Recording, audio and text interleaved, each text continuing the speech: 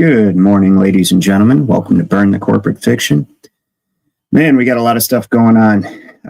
Psychological operations abound, of course. The newest one is they're really still trying to play the whole alien threat thing, hostile spaceship, but it's just in the background. I think they're trying to see if it catches any attention, gathers any momentum, and maybe they can blame whatever catastrophic event they have planned on aliens, right? Because we know ever since Ronald Reagan, ever since Wernher von Braun, they've wanted to do that, fake an alien invasion, unite the world under a common enemy, et cetera, et cetera. The IRS has closed its doors, most of its offices across the United States, which I know what you're thinking, probably good, right? I would agree ordinarily, except for that is a signal of impending financial disaster.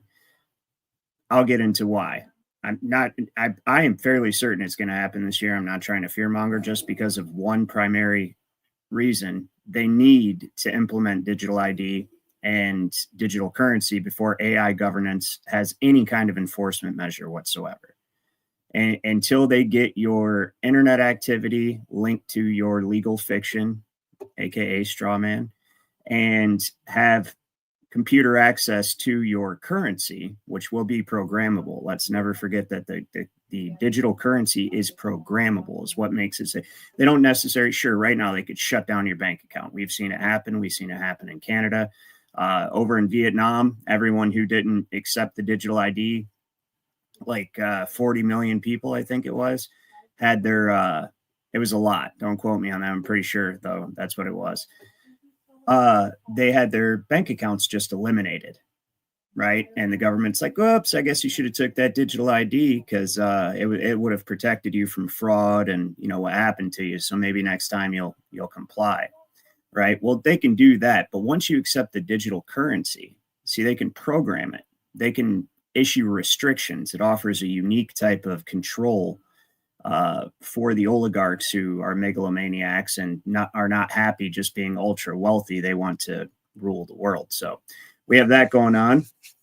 We also have Netanyahu has come out. Obviously, I'm sure many of you have seen it by now, and stated that Iran has the capability of using an ICBM to attack an American city. What's funny about that is it seems like everyone on the internet knows that's what he means by that. It means we're going to attack you and say it was Iran so that we can get your kids to go die in a foreign war to, serve the agenda of the small hat. So we're going to get into all that. Interesting thing, though, before I even begin with any of those topics, I'd actually accidentally stumbled across what I believe is a pattern. Okay, bear with me for a second. So you hear it commonly said right now that we are in the midst of a great awakening. And I was like, okay, cool. Well, when I was doing research on, obviously, I primarily study and teach law along with current events, obviously, and how it applies. It's a unique insight into the angles that they're playing. But when I was studying revolutionary, era law and events, came across this article about Patrick Henry and the events that led up to the Revolutionary War. Guess what it was called? The Great Awakening. Okay, it was considered the first Great Awakening, which I don't think that's the case at all. So what led Patrick Henry to give that give me liberty or give me death speech was he witnessed a pastor brutally beaten to, and lose his life because he didn't have a license to preach. It's just very similar. It's the same set of circumstances pretty much as what we're in today, where people are tired of all the licensing and regulation of their property. They're tired of the inflation, the central banking system. They're tired of the small hats manipulating our government. It's very much the same thing was taking place during the colonial era leading up to the Revolutionary War. It started in the late 1600s, early 1700s, and ultimately culminated in the American Revolution, interestingly enough. Now, this morning, I'd stumbled across another great awakening I was unaware of that led to a mass, and all of these are religious revivals. So what ends up happening is the mass of the nation or possibly the world, but as far as it concerns the nation, start coming to God and realizing the evil that's controlling their government and worldly systems. It's what happened. So that's what happened in the 1700s leading up to the Revolutionary War. Patrick Henry, his family was a huge part of that. And it also led to a religious revival as well. So that's the primary theme behind these great awakenings, is a religious revival. Well, there was another great awakening in the 1800s, 1830s. So here, without further ado, let me pull this up real quick. All right. So here, this is an article about the first great awakening, you see, and or no, this is the second one. Sorry about that. We have the first one. No, my bad. This is also the second one. Okay, there we go. The first great awakening. And this is the article about Patrick Henry's Liberty or Death speech. I'll put it in the chat because it's actually a very interesting read. And you'll find that they're being subjected to admiralty courts, licensing regulations for basic liberties, such as preaching the word of God. And very similar situation what we have going on today, just obviously in an older time period. Then in the 1800s, there was another religious revival, or they called it the Second Great Awakening, interestingly enough. And that was, right here, 1800 to 1835. So you're noticing a pattern like 1600 to 1776, but well, still just beyond. That's what it culminated in. And then you had 1800 to 1835, right?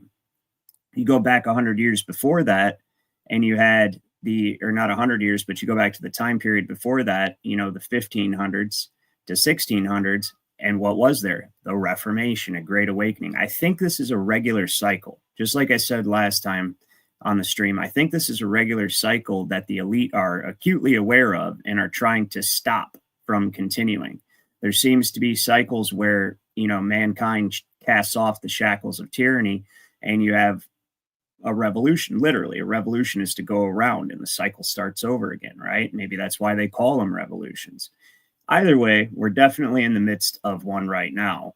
It's both heartening and, fills one with uncertainty, because I believe that that's the whole purpose behind their AI governance and digital ID, all that stuff, is to make permanent their control and make sure that we don't have another revolution. And so it's kind of a race against the clock, as I tell you guys all the time, to see what will win out, the awakening of mankind or digital tyranny, the beast system, right?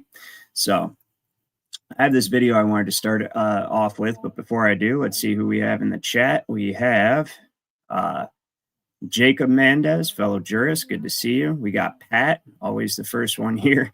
Godheart Guardian. Good to see you, man. We have, let's see, I think those are the only ones talking right now in the chat. So to the rest of you watching, thanks for being here. So this video, well, I'm going to have to actually share the tab individually. It's quite an interesting point this guy makes. And I think it'll kick off our conversation this morning quite well.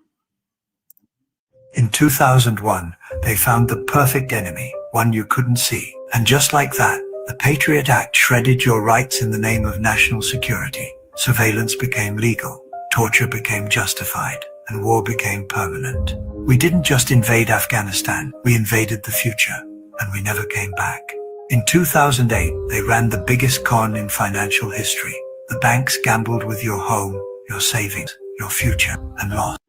Got to correct the record. It definitely wasn't a gamble. It was an intentional inflation of the debt bubble and then bursting it so that the banks could come in and get a bunch more real estate and drive the country deeper and deeper into debt. It was obviously, it's the boom bust cycle. Rothschilds, well, not just the Rothschilds, but we'll call them the Neptunes of industry and banking, are very adept at pulling the levers of economic, let's just say the economic levers, maybe a bunch of high risk loans to flood the market with bad debt, and then boom, burst the value. Then you have, so this is literally what happened to lead up to this. I just have to add this real quick, was there's a series of events that built on top of each other, seemingly unrelated.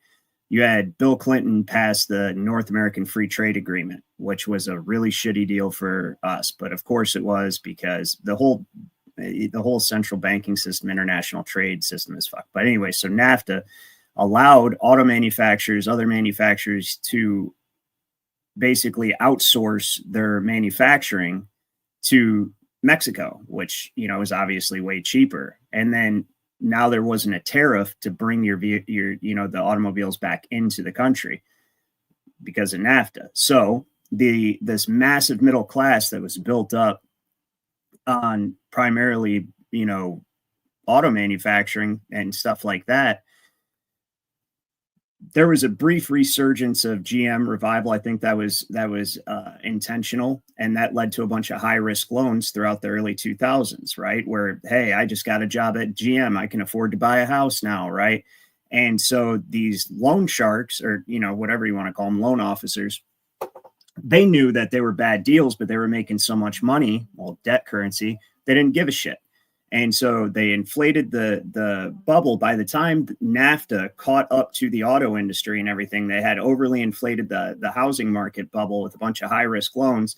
And then GM and all the auto manufacturers, because they were outsourcing their manufacturing, they laid off all the workers. Because you got to think, it didn't happen instantly. When NAFTA went into play, these auto manufacturers had to build their factories and get everything set up in Mexico. That took some years. And by the time it caught up, boom. It burst the bubble, caused a massive housing crisis, economic crisis. And you guys remember the economic crisis of 2008. That was intentional. And it was cooperation between the corporate oligarchy and the corporate state, because it's all one and the same thing anyways. So the government rewarded them. Trillions in bailouts to Wall Street, foreclosures and bankruptcies for everyone else. And just like that, upward mobility was dead.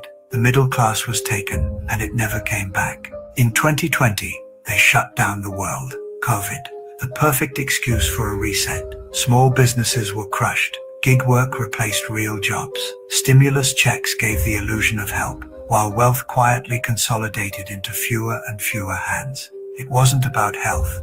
It was about control, digital tracking, behavioral conditioning, compliance as a currency. And now here we are, 2025. They're telling you collapse is coming, but it isn't coming. It's already happened. The United States has fallen, but it wasn't a single event. It was hollowed out in phases. Your dollar is weaker. Your rent is higher. Your freedoms are conditional. And through it all, they kept you distracted. They fed you outrage. Left versus right. Woke versus traditional. Mask versus no mask. Drag queens. TikTok bans. Culture war after culture war. While the real war was on your standard of living. This isn't a system failing. It's a system working exactly as designed. A collapsing empire doesn't look like fire and rubble. It looks like billionaires buying farmland. It looks like corporate news pumping terror into your veins. It looks like rigged choices dressed up as democracy. It looks like vets sleeping on sidewalks. It looks like food lines wrapped around luxury condos. It looks like America. Yeah, absolutely. So, funny thing is, and the reason I played that is you got to see how important 9/11 was to their entire agenda. They could not have this massive surveillance and data collection infrastructure if not for the Patriot Act, allowing them to entirely abridge your Fourth Amendment protections, really just your unalienable right to privacy, to live in the private and not be monitored and surveilled, tracked, and have your information collected and sold. But the Patriot Act opened the door for that. That was the first phase. Then they went ahead and rolled that out, right? Spread that out, developed that till it was time to go to the next phase, the introduction of 5G and everything. And what did you have? COVID, right? That was the natural evolution from the national security. And like he said, they found the perfect enemy, something that you can't, put your finger on. It's terror, war on terror. What the hell is that? Who defines what terror is? Do not people have different definitions of what is terrifying, right? So terror. Okay, war on terror. Where's terror's home base, right? Where are the top generals and lieutenants of terror, right? How should we strategically attack terror, It doesn't make any sense. And that's always the case. War on crime, war on drugs, justification for reducing liberty and expanding militarized police powers across the country, across the world, really, because that's what happened after 9/11. It's, we were the forerunners, and then that spread. Now look at England. People are getting years in jail for Facebook posts, and now they have to accept a digital ID. But my point is after 9/11 created the national security police state, right? The COOF, we'll call it, because we're still on YouTube, the last 5 years was the natural next step in that system. It is the biosecurity police state. So it went from where anybody could be a terrorist, particularly Muslims, is what, there's a whole lot of Islamophobia going on after that. If you're old enough, you remember, I do. And anybody could be a terrorist. Anybody could be radicalized by Al-Qaeda. We don't know, right? So we've got to monitor and surveil all of you and violate your liberties to keep you safe. And then with the COOF, right, now the terrorist became an invisible, microscopic organism, allegedly, because I don't actually think those exist. I think it's a body's natural process, personally. But anyways, now anybody can have it. So we have to further invade your privacy for your safety. Now, not only are we entitled to surveil you, but we need to monitor your vitals. We need to have access to your biology, to your body. We need to be inside you, monitoring, surveilling, right? So that actually brings me to, let's talk about the IRS real quick. Then we'll get into the digital police state that they're setting up, because I have some more developments. Bill Gates, I've told you guys this before. Jacob Mendez says it's terrorist when it's here. It's called black ops when it's overseas. Right. Yeah. How do you think they feel about our, people that say blew up Nord Stream pipeline and stuff? What would you call that? Oh, that was black ops. Very good point. Very good point. Tommy Rogers says they reset the financial gig every 250 years approximately. No empire has lasted more than 250 years as fiat currencies get exposed. I'd say the Roman Empire has been doing just fine for millennia. But basically they became a multinational. So the corporation of Rome became a multinational corporation that's pretty much behind the scenes of everything. In cooperation with the small hats. I think it's all the small hats. I think that the church is controlled by the small hats, and I think that, obviously the small hats control the small hats. So that's my opinion, but you may have a different one. Anyway, so the IRS closed all of its doors. Now, this is my postulation. Well, almost all of its doors, is that they need to implement the digital currency and the digital ID. They're using AI right now, like I tell you guys all the time, to analyze social media data and give them the odds and probabilities of success for each different phase of their agenda that they need to roll out. Now they're at the digital ID, digital currency phase. We're finally here. And I'd be willing to bet that the AI, at least from what I see people saying online, seems like most people are very awake to what's taking place. They're very, very awake to the fact that if they accept the digital ID, it's game over. And that's, of course, what I tell you as well. It's absolutely game over. But when it's appearing on shows like Joe Rogan, for instance, right? Here I have this is when it's appearing on this show, you better believe that it's common knowledge amongst average people what's going on. So why will you not pause, you piece of crap? It's all right. Don't worry about it. Show you this. Well, England's just submitted to it. They just submitted to digital ID. Oh, yeah. Yeah, these motherfuckers are pushing digital ID on these people. And once they do digital ID, they're going to attach it to a social credit score. Yep. They're going to attach it to a carbon footprint score. And then they'll be able to control your movement and control you entirely. And most importantly, they've already arrested 12,000 people for social media posts. That's insane. Above and beyond every other country, way above Russia. Russia was like 400 last year. The UK is 12,000. Any criticism of immigration, any criticism of grooming gangs and people being raped, any talk about how horrible this is, they come visit you. It's like someone's trying to destroy England. It's literally like they've got a concerted effort to destroy England and they're getting away with it. Yeah. And what happens over there? It's really crazy. It's really crazy to watch, because the mass immigration's not an accident. It's on. Nope. If I was going to destroy a country, I would do it exactly the way they're doing it. Yeah. I'd take away their freedom, take away their ability to protest, take away their guns, which they did in the 90s, and then you start tightening that noose tighter and tighter, add more restrictions, more this, more that. I mean, it's we're getting closer. What and just happens the over there? arresting people. When you arrest 12,000 people for social media posts, you don't just arrest people for social media posts. You change people's ability to post about things because of fear. So they self-censor. So you don't even you're hitting them with, like, this one guy who complained about. There's a famous video where this fucking idiot in a wig. He's one of them judges, and they wear the wigs, the white powdered wigs, and he's sentencing this guy for 20 months for social media posts that are normal, like normal complaints about mass immigration of illegals from other countries that aren't assimilating and that they believe are ruining their society, which there's a real argument for. And that's what online discourse is supposed to be about, like having conversations, like I'm voicing my concern for the way society is.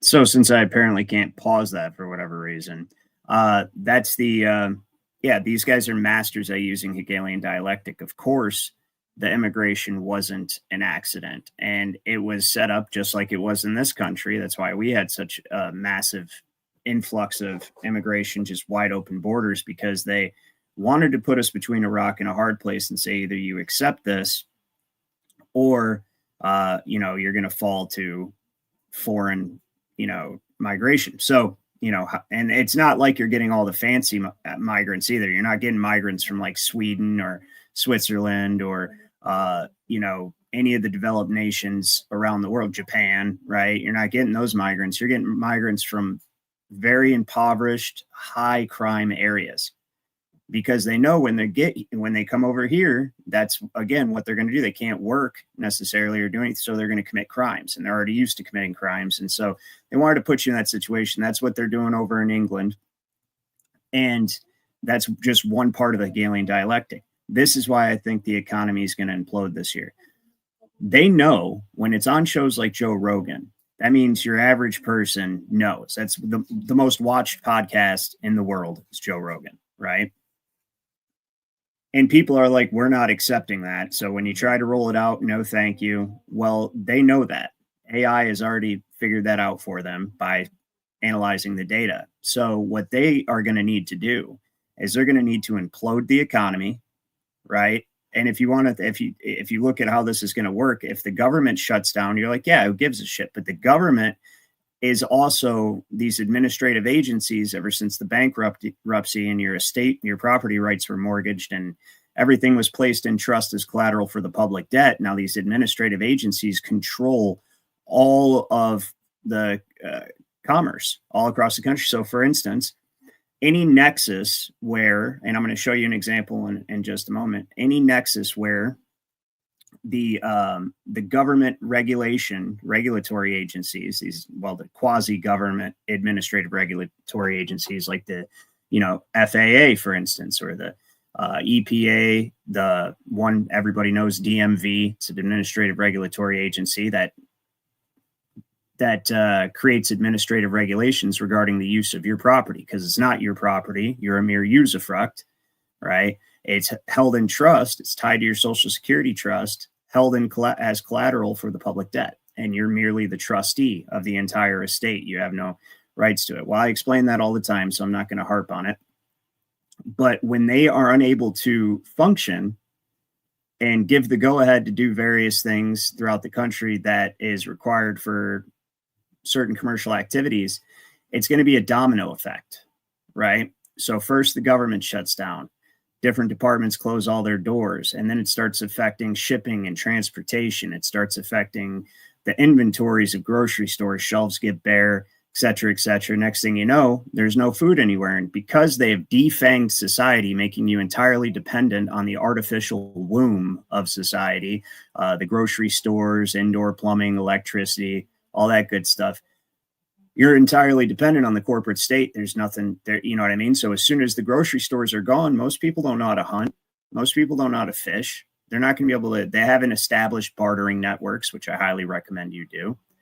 And so they're going to put people in a perilous situation, crime, chaos, and of course, no money, no food. You know, if you can find something to buy, it's probably going to be more expensive than ever. It's sort of like what happened in Germany after World War I and the Treaty of Versailles, I want to say it was.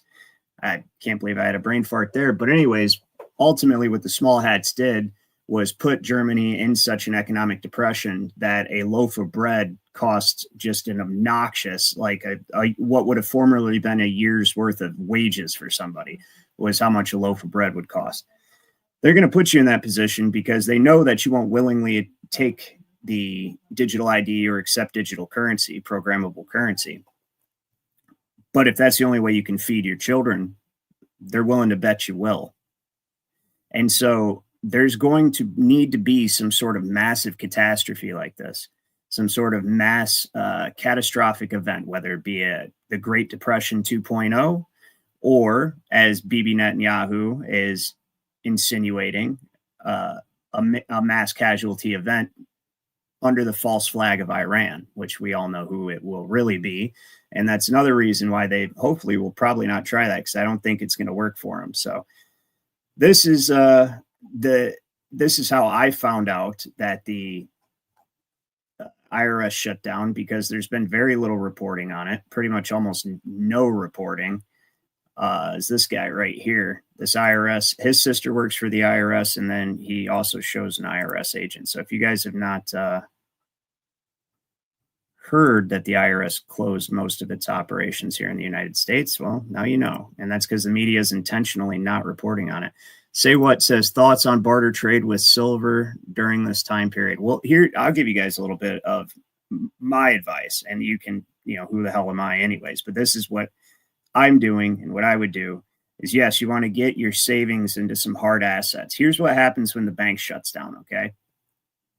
When the bank shuts down, they're allowed to do what's called a bail-in. They did it in 2015 in Greece when the economy collapsed over there. And guess why that happened? Oh, they didn't want to join the European Union. They didn't want to adopt the euro and do all that stuff. So boom, they went bankrupt. Greece did. And essentially people woke up and they went to the ATM and they had a $60 limit or something like that. It's been years since but I was into it when it happened. They had a limit on what they could withdraw per day. And this is because when you give your money to the bank, you think that the bank's holding your money, but it's not. You're loaning your money to the bank. That's fine. Like actually at law or in law, that's what you're doing. They're not holding your money. When you give them your money, that becomes their money. They hand you a deposit slip, right? Which is meaningless. And all that is an account statement of what the bank owes you back. Okay.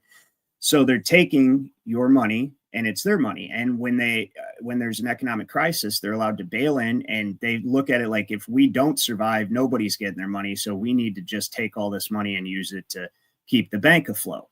And then so you'll have a limit on how much you can withdraw from your bank account every day. So get your savings out of the bank, put it in something hard. Now you'd think gold and silver, and that could be good. But honestly, if things get crazy and it's a survival scenario for a period of time, what good is gold and silver? You can't eat gold and silver. You can't drink gold and silver. You can't defend yourself with gold and silver.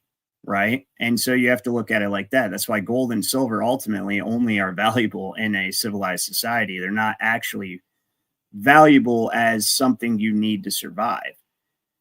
And that's what real wealth is the things that you need to survive, and how much of it do you have? Just like biblically back when the patriarchs like Abraham, he was wealthy because he had a bunch of land, cattle, right?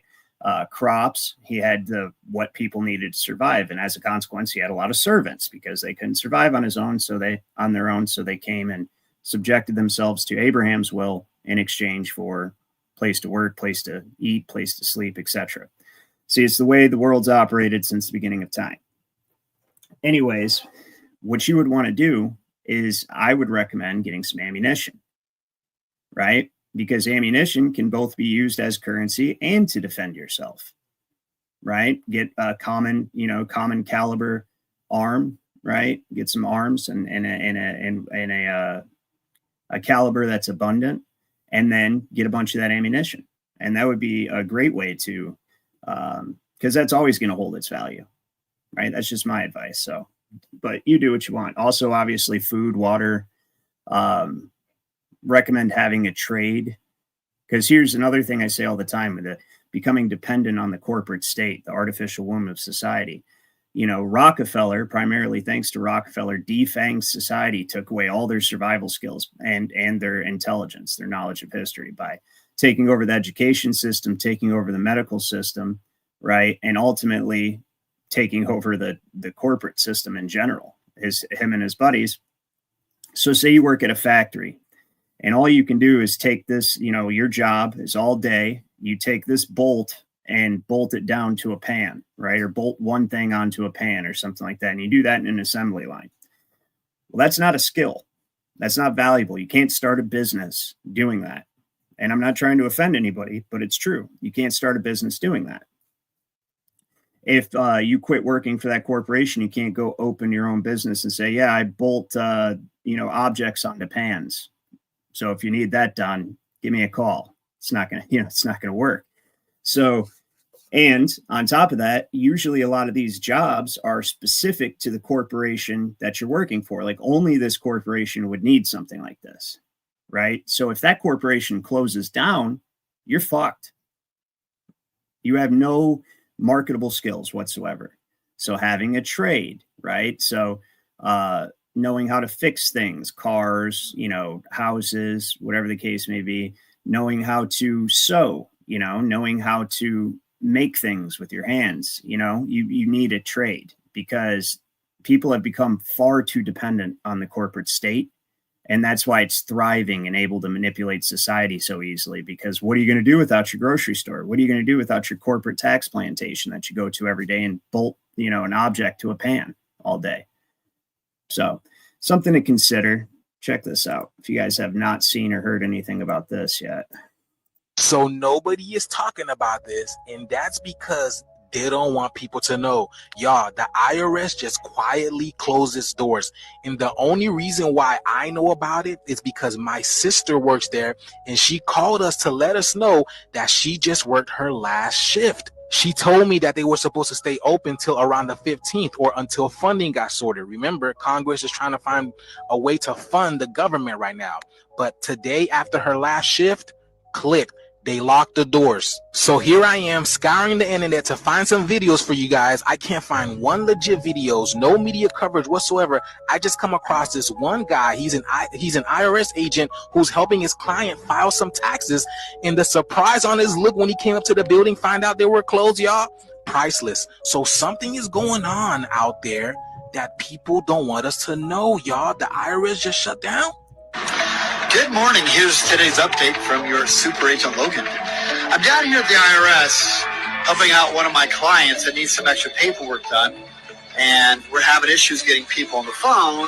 I know the IRS was open yesterday if you came down in person, but as of today, as of 5 a.m. this morning, the IRS is officially closed. So if you have any transactions that you're working with the IRS on, or if you have any personal things you're working with on the IRS, they are closed. So be patient as the government figures out what they're going to do and opens back up. Now, I don't know what's going on out there, but all of these major hands of the government shutting down the same time that the government is shutting down and they can't figure out what's going on, y'all, something big is around the corner. And then I just found out that there's a lot going on in Washington, D.C. that people aren't speaking of as well. I'm going to come back and do another video on that. But did y'all know this, y'all? The shift is here. Yep. So, and of course, this is going to be a multifaceted event. They're going to make the most out of it. They're very good at using one catastrophe for many purposes simultaneously. It's actually kind of, in a sinister way, it's impressive. So, yes, the government needs to figure out a way to fund itself. Well, let me take the mystery out of that for people, okay? Because every year in October, the end of the fiscal year for the government, right, or in general, because it's a small hat thing. in October every year, the government needs to come to an agreement on an appropriations bill. Now, the word appropriate, they're appropriating money from a private central bank against your sweat equity, literally, they mortgaged your property rights. If you're new to the channel, just watch some of this. House Congressional Record, March 9th, 1933, page 83, second paragraph on the left-hand side, says, the money will be worth 100 cents on the dollar because it's backed by the credit of the nation. It will represent a mortgage on the homes and all the other property of all the people in the nation. That means they mortgaged your property rights, your estate. I have a law review called Fiduciary Foundations of Administrative Law that admits this. It's written by Evan J. Criddle. It's from UCLA.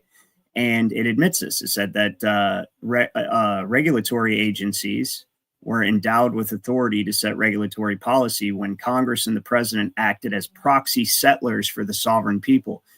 Settlement is to convey an estate for the benefit of some person or persons.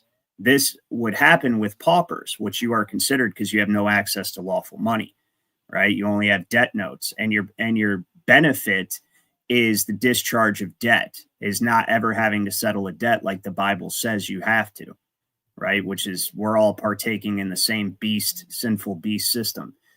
And that's the point of it, actually. So they can consider you an unincorporated banking association, but not to confuse people too much. Settlement is what happens when you're a pauper and you go and apply to the township or the county or state or whatever for benefits.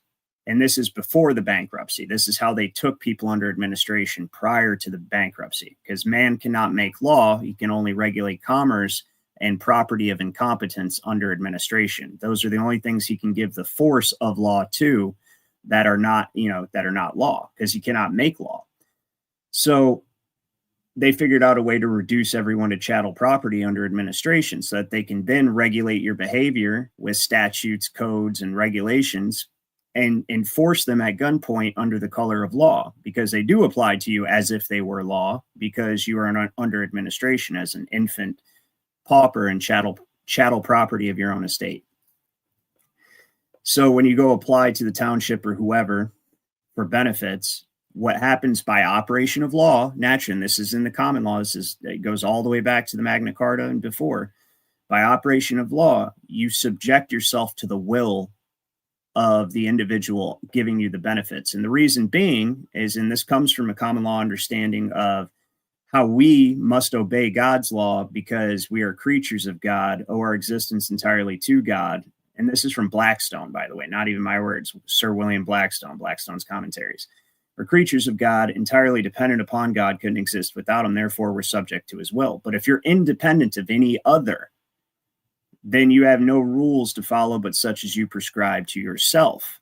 However, when you enter into a state of dependency, as in being a pauper, you must subject yourself to the will of he on whom you depend. And the government, that's how the government ultimately took over under parens patriae. Government is parent, and you're literally a ward. So every year in October, they have to agree on a budget proposal in order to appropriate funds against your sweat equity, against you, from the private central bank. And this is how they control you. And this is how and so everything that they appropriate has to be for the benefit of the infants under their administration, right? The paupers under their care. It has to be because the entire situation of the trust is a nonprofit charitable trust, nonprofit charitable situation. And so when they appropriate money, they have to pretend that everything's for your benefit. And then they create NGOs and nonprofits, right? Non-governmental organizations and nonprofit corporations in order to, under the, banner of whatever beneficial cause for society, and this is why all the wealthy people have foundations like the Rockefeller Foundation, the Bill and Melinda Gates Foundation, the Clinton Foundation. They all have these philanthropic foundations because that's how they're funneling public money into their own pockets. That's how they do that. So just took the mystery out of that for you guys if you never knew that before. And of course, these shutdowns are planned. Like, so you've got, it's just like a WWE match. That's what I was telling the Jurist Society last night. You know, you got one side say, oh, I hate you, you big meanie head. You won't fund the health care for illegal immigrants. The other side says, I hate you, you big meanie head, because you want to spend our money on people who aren't citizens of the country. And but it's all fake, because as soon as the cameras are off and behind closed doors, they pat each other on the back and they go, that was a damn good show, wasn't it? Yeah. You think they bought it? I do. I do think they bought it. Right. And the government shuts down. Interestingly, I didn't know this till one of the members of the Jurist Society had told me this last night, is that when they let these people go during a government shutdown, say all those IRS agents, they literally let them go and they have to rehire them. So Corbett postulated that, what if they're not going to bring them back? What if another reason they're doing the shutdown is because they're ready to implement Palantir's AI government, or whoever's going to be in charge of the government aspect of it, Gideon program, whatever the case may be. They're going to implement their AI governance in place of a lot of these departments that are shutting down, and just automate it, which is pretty much our nightmares come true. So crash the economy, put the people in a position where they have to accept the digital ID or starve, and automate the government all in one fell swoop. And those are just the facets that I see to this, or that have been brought to my attention. I'm sure there's many more that have yet to surface. So when I was talking about where governments, regulatory agents meet the private corporate sphere of the nation, the FAA is one of the significant nexuses between the two, and is already experiencing shutdowns. And this is now affecting the commercial aspect of transportation, being air travel. Check this out. I'll show you guys something.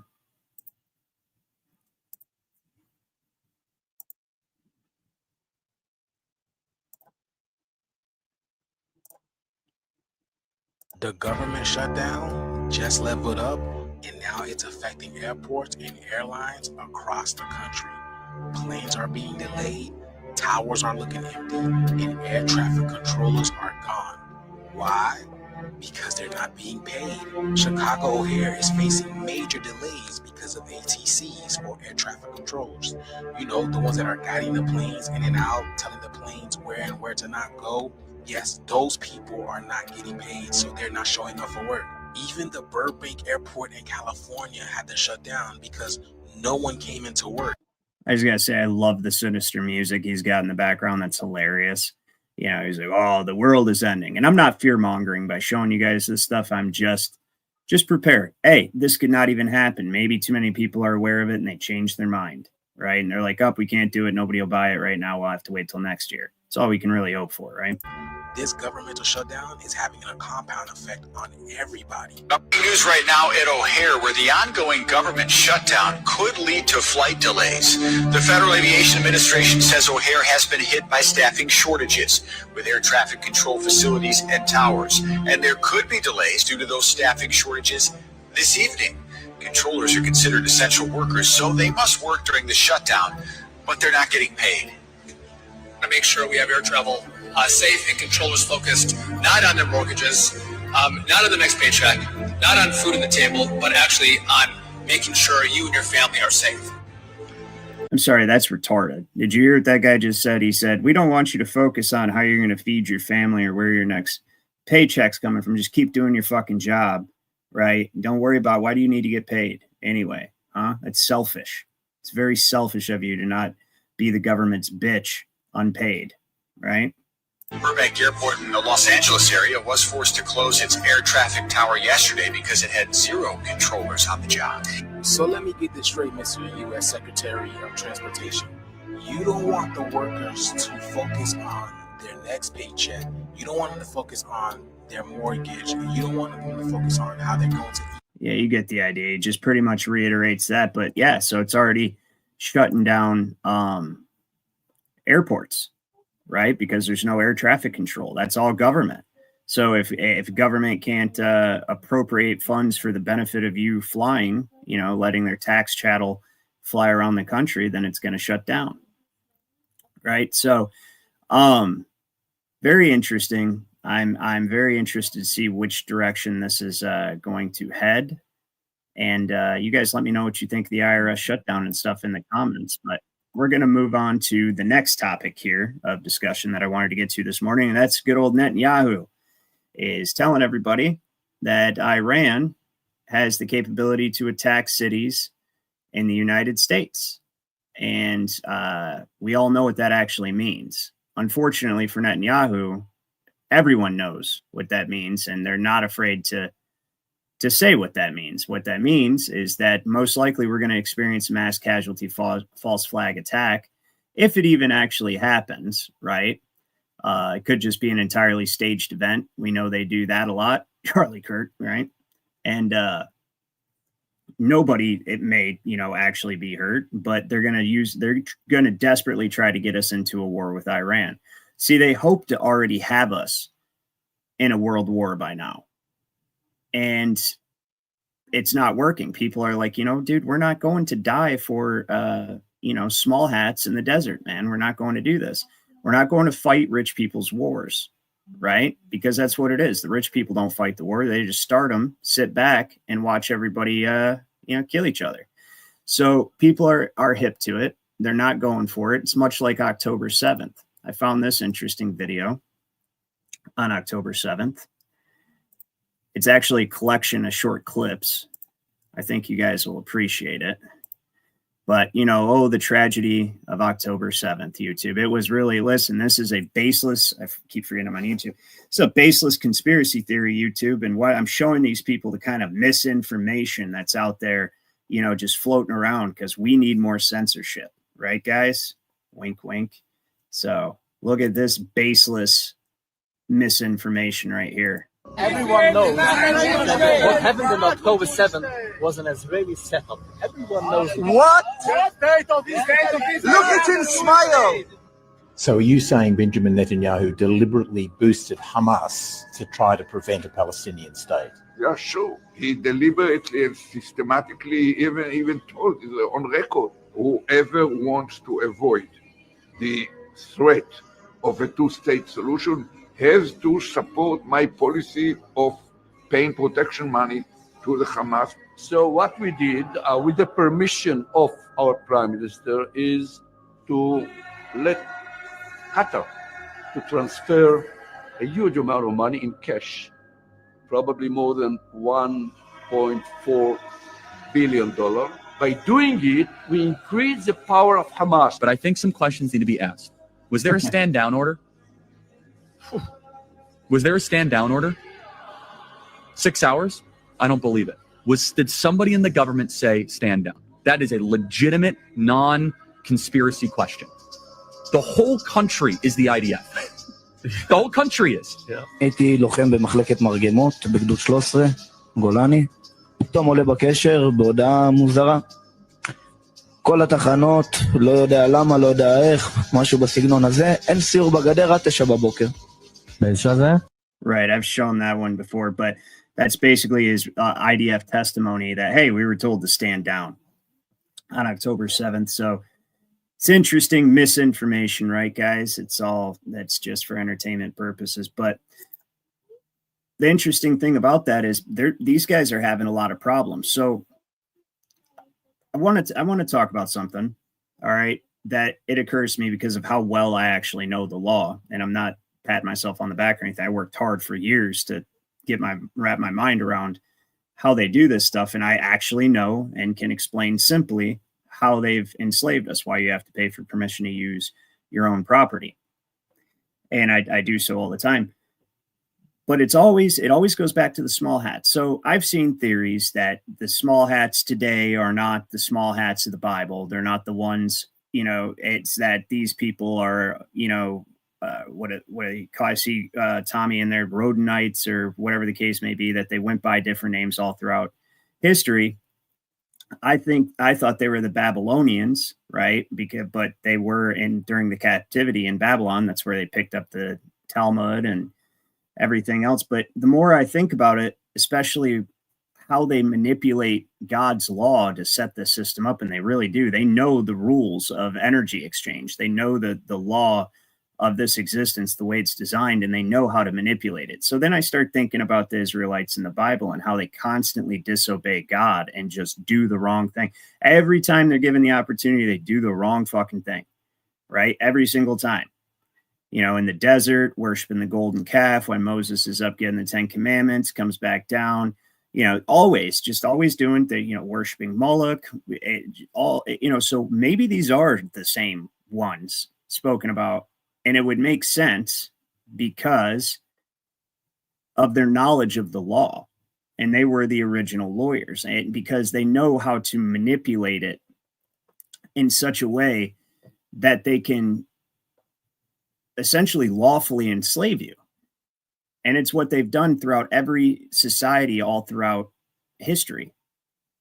Right? So what if the Babylonians weren't building the Tower of Babel because it was their idea? What if it was the small hats? What if it was the small hats idea? Because I think the Tower of Babel is exactly what they're building right now.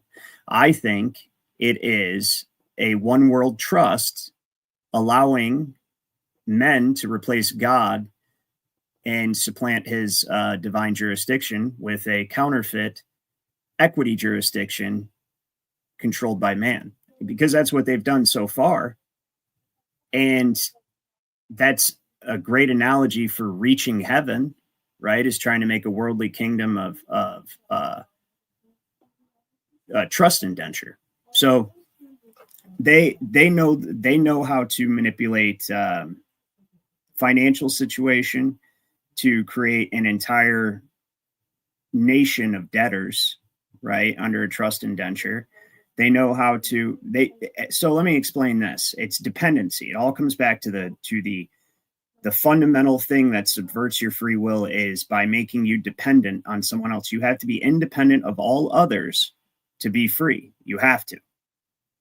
Right? It's in the Pennsylvania Constitution, 1776. It's section 36 says, and a free man to preserve his every free man in order to preserve his independence, if without sufficient estate, must have some trade, calling, or farm whereby he may honestly subsist, and there can be no use in establishing offices of profit. Offices of profit are welfare offices.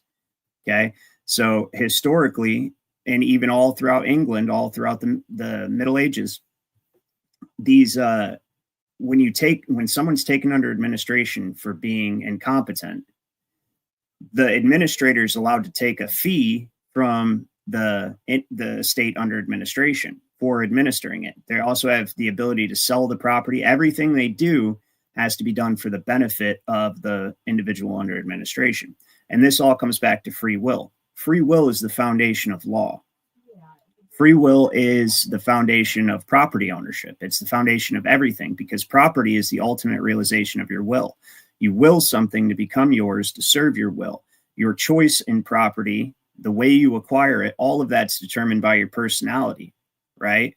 It's the ultimate realization and expression of an individual's free will. That's what property is. So when somebody has a superior claim to your property, they have subjected your free will. There's no other way to put it. And that's called now probate, right? So that's why I say the world's on probation, right? And the Pope is the probation officer. That's how I look at it. But it's true. And it is a beast. It's the devil. It's the devil's system, 100%. Probation, this trust indenture system. So let me explain the free will first before I get off into that. Matter does not have a will of its own. Matter is unfree, and its essential quality is to offer resistance. This is all from American law, a treatise on the American law of administration by J.G. Warner from the 1800s. Excellent treatise. This is how he opens the book, talking about free will. He says that the sphere of the law is the spiritual because it works upon and through the will alone. Now, matter's essential quality is to offer resistance. Your will, in overcoming that resistance, transforms whatever it is that you're acquiring or endeavoring to make your property into an extension of your free will, a piece of you, right? Now, the whole point of administrative law is if you do not have free will, then you have no right to property. So that's the whole point of age at common law, which is 21. If you're not of age, you're not considered capable of exercising free will responsibly. So your estate is under administration if there is no family member who's of age to take over the estate until you come of age. Then it comes under the administration of the court. The court acts as administrator and tells you how to use the property, and you become the beneficiary. And see, this is a big thing with people. I see it all over Facebook. I see it all over YouTube. They're like, I'm the beneficiary. You don't want to be the fucking beneficiary. Beneficiary is a powerless position. Okay, I'll give you an example. So all the way back in ancient Rome, you could choose to become the beneficiary instead of the heir. It's called beneficium abstinende. And he who accepts the benefit forgoes the inheritance. So if you were going to inherit an estate encumbered with debt, you're like, I don't really want all that. Like, how about I just take a snippet of, how about you control it? You could let the state control it, and I'll just be the beneficiary of it. And you can give me a snippet of it in the form of a benefit, right? That's what beneficiaries are. Or take, for instance, this is a good example. If you have a business and you have a son or daughter, and they're an idiot, an absolute idiot, just terrible with money, right? Terrible with everything.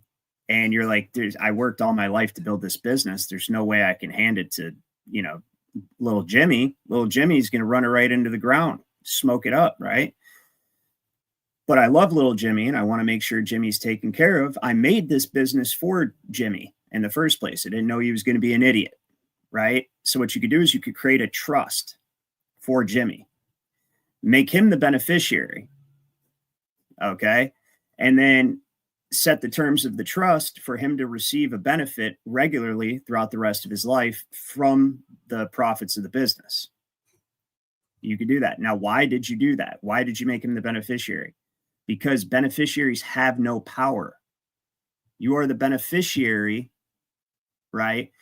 Because you're not entrusted to be the heir or the executor or administrator of whatever. You're the beneficiary because you're meant to be kept powerless, but somebody wants to take care of you. In this example, anyways, right? So you never want to be the fucking beneficiary, ever.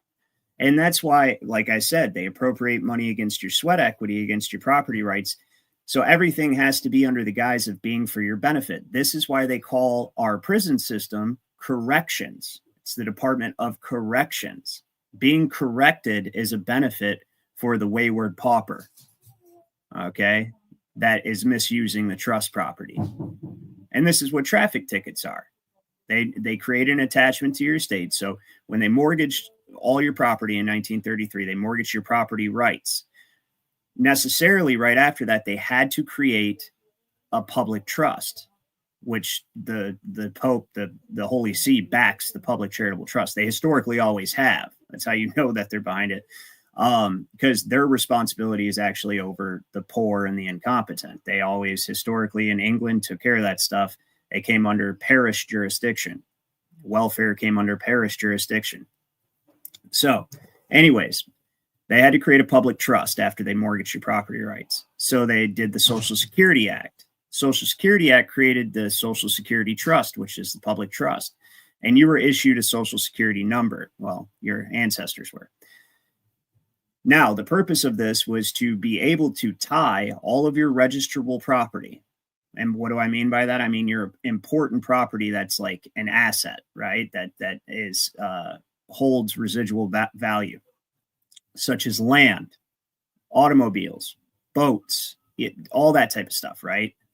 Apparently guns at this point, which is crazy because anything that's registered, you're giving controlling interest over to whomever you're registering with. So the Social Security Trust was created to tie all your registrable property to the public, to that trust, to be held as collateral for the public debt. Now, part of the law of mortgages, because they mortgaged your property rights, is that the lender is entitled to beneficial use of the trust res. They're entitled to the rents and profits, rather, not beneficial use. The rents and profits of the trust res, whatever it is that's been mortgaged and is now being held in trust, they're entitled to rents and profits until the loan is repaid. Well, the loan is perpetual because we're in a perpetual debt system. And so the rents and profits are called revenue code. Okay. That's what those, so what they do is they charge you a fee for the use of the property held in trust, right? So licensing, registration, for instance, right? Then they charge you they fine and fee you for the misuse of the property held in trust because it's held in trust and they're the administrators, the administrative agency. So for instance, over automobiles, it's the DMV. That's the administrative quasi-governmental agency that was given regulatory discretion over that particular area of property held in trust.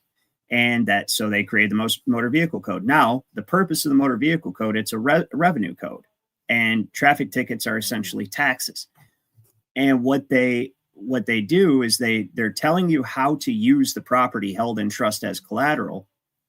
They're telling you how to use it and then fining and feeing you for the misuse of property. That's what they're doing. In fact, the summons was only ever invented to compel a trustee to come in and answer under oath, right, the allegations of the septic A trust, their misuse of property. So my point is that this entire trust system that's been set up is usury of property. Now, who are the masters of usury? The small hats. It's usury of property. They've figured out how to take administrative control of property, and then basically it's just like borrowing money where you pay interest on it, right? The use of the property as collateral, held in trust as collateral for the public debt, charging you a fee for the use of it, telling you how to use it, and feeing you for the misuse of it is usury of property. In fact, what you're technically considered in trust law is a usufructuary or a usufruct. That's why it has the term usury, usufructuary. It's the same thing. It's usury of property. That's what usufructuaries are. So I'll give you guys another example on the law of mortgage. Then we're going to get back into the small hat Netanyahu thing. But as soon as a mortgage takes place, it automatically creates a trust. So there's a couple different examples I could give you of how that takes place. I'll give you an example with your body. Say you wanted to get a voyage to the colonies in the 1600s, right? You're a poor Irishman or Irish woman. You need to go to the colonies, start a new life, but you have nothing. Well, that's not true. You always have an estate. Even if you have nothing, you have an estate in your body. An estate is an ownership interest. So everyone has an estate. And that's essentially your ability to own property. The homeless guy on the road has an estate because you have the ability to labor and acquire property if you so choose. So everyone has an estate. You use that estate to indenture yourself for the voyage. You draw up a contract with the ship captain. You say, hey, I'll labor for 5 years if you give me a voyage to the colonies. And he goes, okay, that sounds about reasonable, right? So now you've assigned a value, a dollar amount to 5 years worth of your labor being the equivalent of the cost of his voyage. You draw up the contract, right? And a trust is created automatically because now your labor, your productive value has been mortgaged. You mortgaged it to the ship captain. And it's held in, so your body, your ability to labor is held in trust. You obviously are still the owner of the body, right? Because nobody, you're the one who controls it. You're the only one who can make your body labor. So you obviously have the legal right of use to your body, but they have the equitable right to the property. They have the right to the first fruits of all of your labor for the 5 years. Now you go on the voyage across the sea and you get to the colonies. Now the ship captain used you, say it took 6 months. The ship captain used you for 6 months aboard his ship. So there's 4 years and 6 months left on the contract. Well, what that contract is commercial paper. It's a negotiable instrument. This is why they call it negotiable instrument for those of you who may not know. And he can take that to a plantation owner and be like, hey, I've got this indenture here with 4 years and 6 months left on it. So that he can recoup his money for the voyage. And he sells it to the plantation owner. Now the plantation owner becomes the holder in due course and is entitled to the fruits of your labor. He becomes the beneficial proprietor of the trust, if you will, that your body is a part of.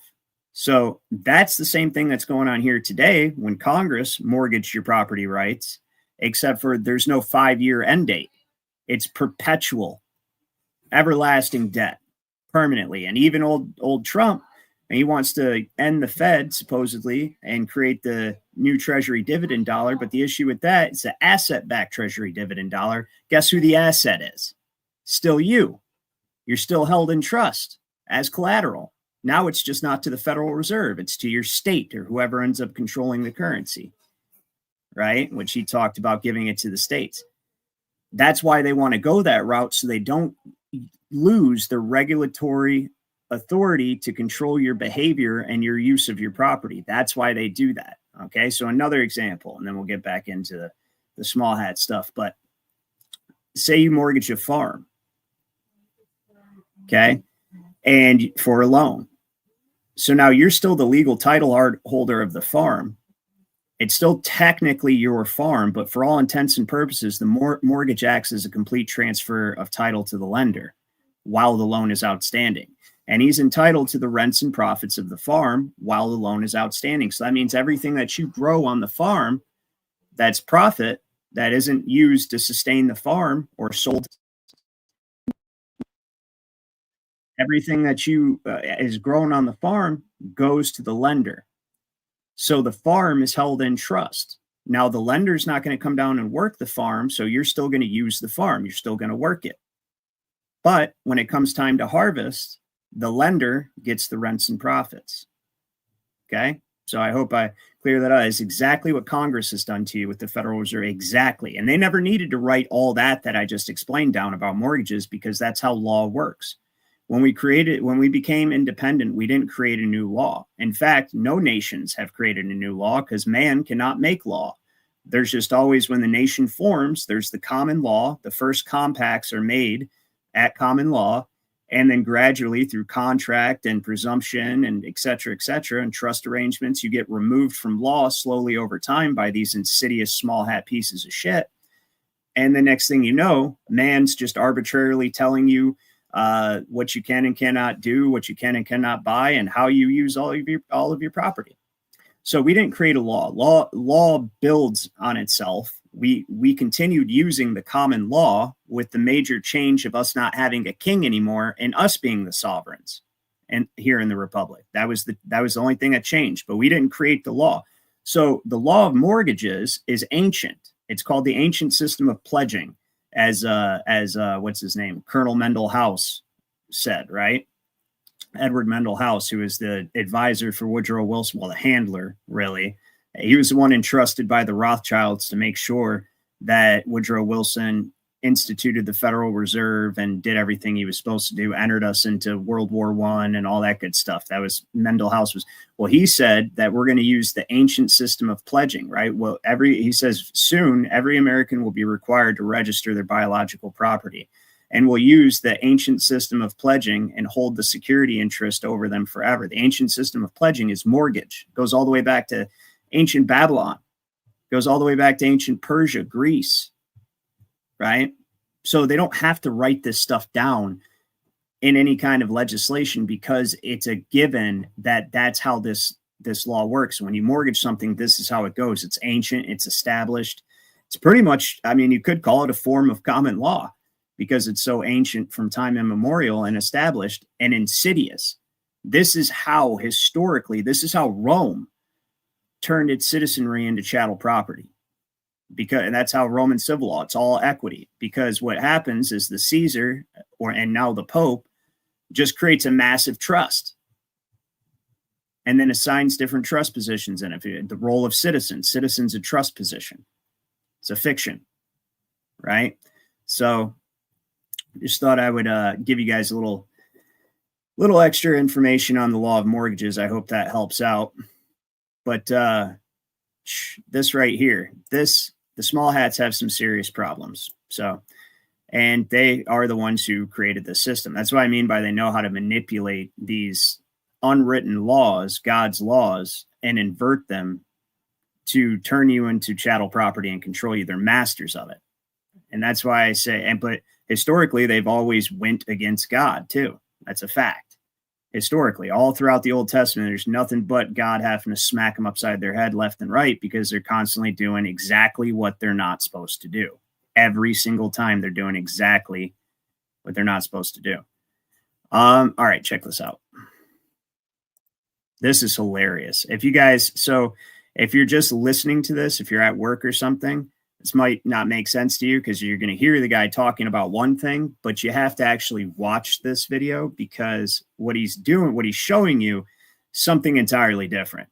And it's a way to beat the TikTok censorship since the small hats just bought it. Now, if you even say that they control all the media or whatever, your video will get removed. I don't fuck with TikTok. I don't like TikTok. I never trusted TikTok. It's just, I don't know. I got a bad feeling about it. Not that any of this stuff's any good really, but as long as you're using it for waking people up, it's pretty cool. But check this out. You guys will get a kick out of this. And this Ryan Matta guy, he's actually got a lot of good information. If you guys don't follow him on X, check him out. He's got some good videos. So when you hear the saying, the internet wins every time, I want to give a big shout out to Andrew Torba. He goes by @basetorba. And this is probably one of the most creative videos that I've ever seen. And he says, wow, this is incredible. A must watch. And it's his breakdown here. And the guy's talking about milk. You know, for the first, like, I don't know, probably like 10 or 15 seconds, I'm like, why the hell did somebody just send me a freaking video about milk? Brilliant. This is how you beat the TikTok algorithms. This is how you end up getting juice box emojis banned from the entire algorithm. You put a juice box emoji on TikTok, you're getting cooked, okay? This is creative. You guys got to check this video out. I don't usually make these kind of videos, but this is such a good hack. I would be amiss not to share this with the world because this hack will make your milk like taste twice as good and almost like never go bad. Just bear with me, watch. It will last like twice as long. So anyways, it's a really good, simple hack. I'm going to show you how to do it real quick. So what you want to do is you want to get yourself some organic. You guys see that? Yeah, you got to read that. It's very funny. It's beginning to turn against the small hats. He had the biggest TikTok account of all users. If he turned, small hats would begin to be found out for genocide, right? So, and he goes through this whole thing. It's hilarious. You just got to read these. They're funny. Okay. While he's Organic talking about milk is probably the best. I mean, what we really want is raw, but raw is like super expensive and hard to come by and hard to get. And but organic works really well. So you want to get organic. And then you can get some organic half and half, or you can get even organic heavy whipping cream. This will work as well. Last time I gave some wrong information, but I just wanted to correct that. That's actually an interesting point. It says Charlie Kirk was, you guys can read that, right? On a significant day. It says it was September 11th. He says Mars appears close to speak on Virgo Regulus, which there you go. Interesting thing I want to bring up. I tell you all the time, registration comes from the word registration or regal or any of it comes from the Latin like regnatum, which means to be governed or to govern, right? So when you're registering something, you're giving the administrative control of the property to whomever you're registering it with, because it comes from regnatum. It's telling you without telling you. This is how they do things, because you don't know etymology and language and stuff like that, so you don't see it. And their definitions, especially modern ones, they're not going to tell you, oh, this gives up controlling interest of your property to whomever, because it's ancient. This is what William the Conqueror did to take allodial title from the English nobles when he established feudalism. Regulus is considered heart of the lion. So I find that also interesting. I don't remember the exact scripture because I'm just not as good at memorizing the scriptures as many of you, or just haven't been in it enough, I guess. But I do know this. It says the devil prowls about like a roaring lion. The lion is Regulus. Regulus, regulate, right? Regnatum, registration, all this stuff is government. The government is the lion. It's the beast. So just a little side note. But anyway, so September 11th, it's a birthday of Baal Shem Tov. Israel ben Eliezer, known best as Baal Shem Tov or Basht, was a Jewish mystic and healer who is regarded as the founder of Hasidic Judaism, right? That's actually also interesting too. It says ancient royal stars, symbolism of kingship. There you go. The Regulus, rise, fall of rulers, cosmic judgment. Interesting. I have to think about that, because there is an aspect to this too. And I know people get turned off when somebody starts talking about how important astrology actually is to these people. They're like, oh, that's hokey pokey. That shit's fake. Well, JP Morgan said millionaires do not use astrology. Billionaires do. And you better believe these billionaires do. And that might be one of the ways that they know that we're entering into another great awakening, is because of the positioning of Mars and Pluto. There's the way the planets are aligned. They're in the exact same alignment as they were, not alignment, but configuration as they were during the Great Awakening of the 1700s leading up to the Revolutionary War. And we're experiencing the same thing, this increase in frequency, the frequency of consciousness. Your average NPCs now just casually talking about how DC and Hollywood are full of satanic PDF files, right? Like, I never thought I'd see that ever. You got to think 6 years ago, this is where we were at. My cousin and I get into an argument because he says I'm crazy and I focus on this stuff too much, right? He's like, you're crazy. And none of this stuff is going on. It's all in your head. It's like, I wish you would just stop focusing on this and come back to the real world, et cetera, et cetera. Fast forward a little bit, the coof happens, right? And I get a phone call. Guess who it is? It's my cousin. He says, hey, cuz, I just wanted to tell you, you were right, man. I was like, I was what now? You were right. Right about what? Well, there is a group of people trying to take over the fucking world. It's like, yeah, dude, I told you. Yeah, well, this shit's crazy. I didn't think it was like that. It's like, now you see it, right? When every nation in the world is acting in unison and lockstep towards the same agenda, implementing the same policies and mandates, same exact policies. The only thing that differed from the United States to Canada to Australia to China, the only thing that differed was the degree of severity and with which they were able to implement these things. And that, of course, as I tell you all the time, comes back to us having guns. So they could only push it so far here. Over in Australia, as I've said before on this channel, and Peg's Place even agreed with me because he's in Australia. They had drones flying around with facial recognition, license plate readers, okay, to see if you were outside of your mandated quarantine zone. And if you were, they'd literally send like 5 cop cars and a helicopter after you.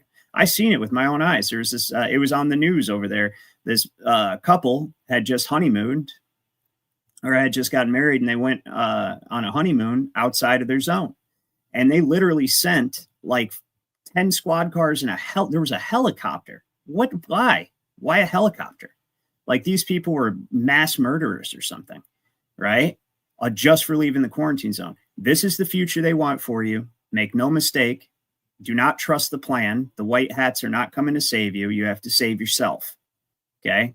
And we actually have a chance because people are waking up.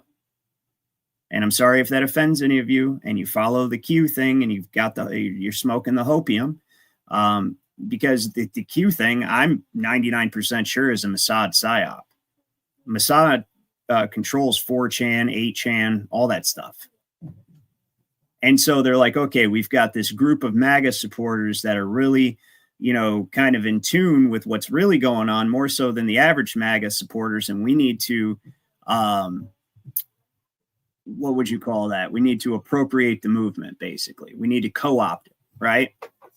Co-opt the movement. So they start these little intel leaks on the fringe corners of the internet, on 4chan, 8chan, whatever else, right?